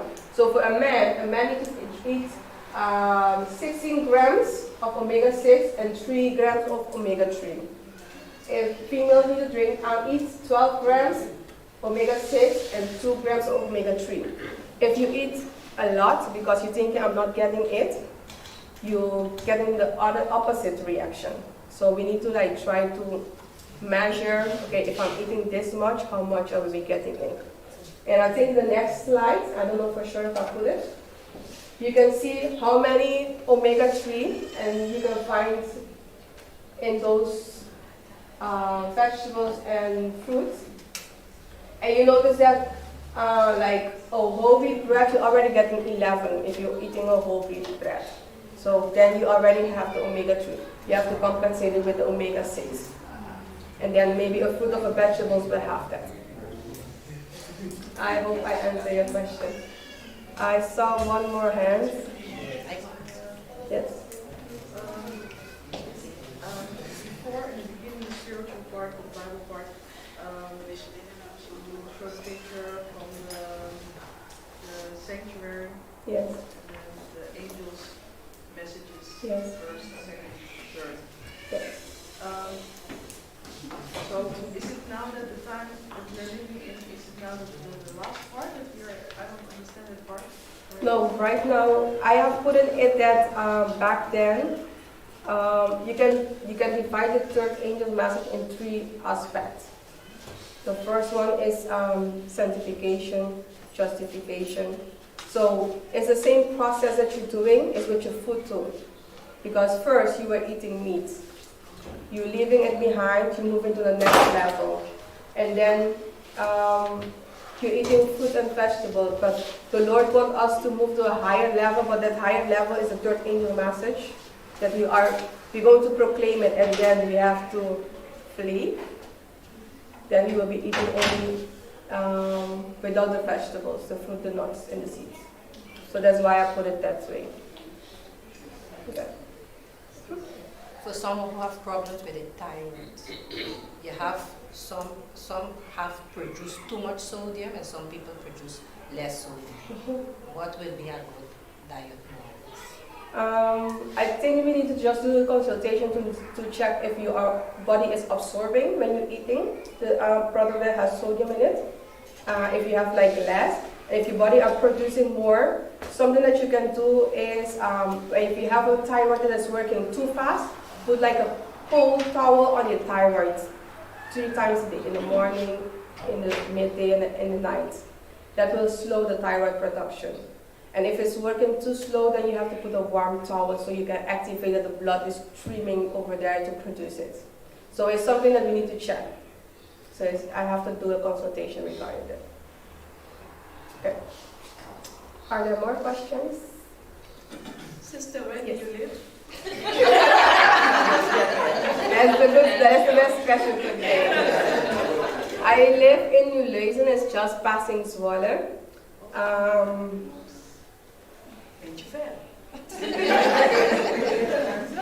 Let me put it like this. If you want to do something for your health, if you have to go to China to get your health back, you will move the whole world for it. So, yeah, we just need to like talk if I will come to you or we do it vice versa. And maybe if you're living in the city, it's good so you can get a little bit of the countryside. I'm not living in the country, but we are living in an area where we have green so we can walk and talk, get some fresh air. So we can discuss it, no problem. Yes? I know you put earlier in the slide the grains that we can have because I'm one of those who cannot have wheat. and when it happened, I was finding it hard to, have a balanced diet because, well, from the Caribbean, a lot of our cuisines are based off of carbs and everything. So what can you advise someone that is trying to have a balanced diet but then you can't have meat and you can't have barley? So gluten-free. So basically gluten-free or gluten intolerant. First thing that you need to do is clean your system because you haven't got, your body is telling you that you have too much in your system, that your system is reacting like that, and also maybe your liver has so much things absorbed that it doesn't have anywhere to store something that is not correct in the processing of the wheat. And it's important to first like clean your body and then check it, and also do an allergy test in the sense of you can do the one at the doctor, but you can do also one with your body. In the sense of you don't eat it for 30 days. Oh, I did that. That's all. And then check how your body will react if your heart rate is increasing. And even go a little bit further. What in the wheat am I allergic to it? Because maybe it's something like an example. I can eat beans, but I cannot eat chickpeas. So then you would need to ask yourself, okay, I cannot eat wheat, but what part of the wheat I'm allergic to it, and try to find out.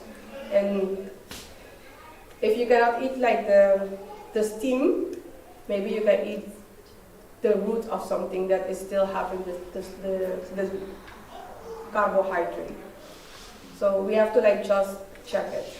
Yes. And it's first thing and most important is to clean the system and clean your liver. We have to talk economics. Yes. So we are available to do it. The Lord is moving certain things that I don't understand right now in my life, but as the Lord wills, we have decided to give our life to do ministry and working for the Lord.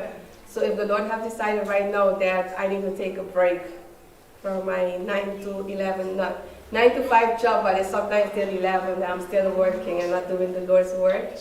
That I have more time to do it, I will be willing to like help. And if I need to like do colonic for people the whole week, I will be doing that because it's a service from the Lord. So maybe next month I will be available to work 100% for the ministry. So, what did you say?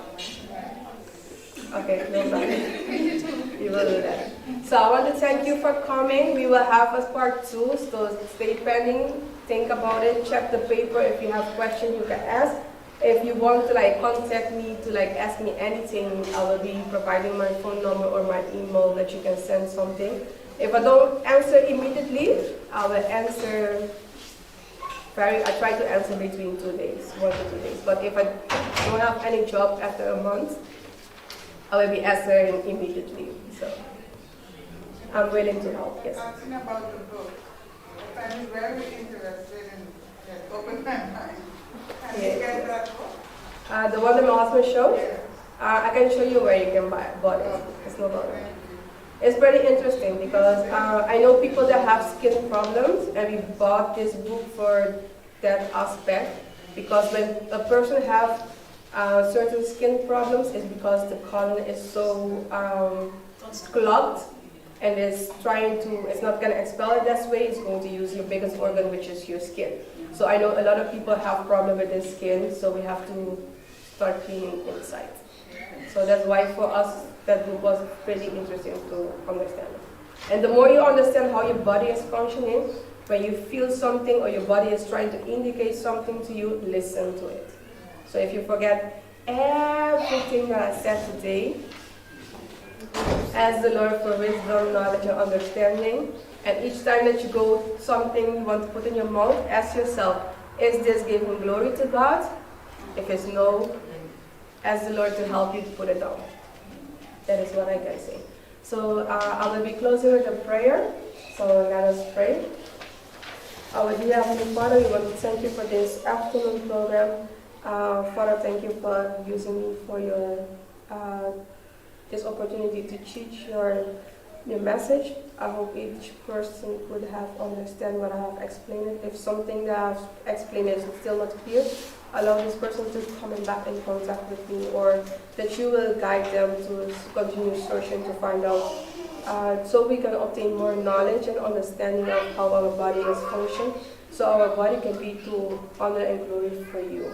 And knowing that in the last time we will be needs to be healthy to help other people, and we know that in our community, in our church, a lot of us is sick. Lord, I want to ask you to make us wise and conscious and heal us and forgive us of all the sins that we have committed against our body and against you, and help us to determine our hearts to do your will. But Father, we recognize that we cannot do it on our own. We need your strength.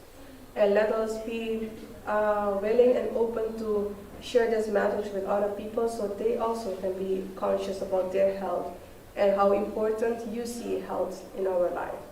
We thank you for all this. We thank you for this opportunity. In Jesus' name, amen. I hope you guys enjoy.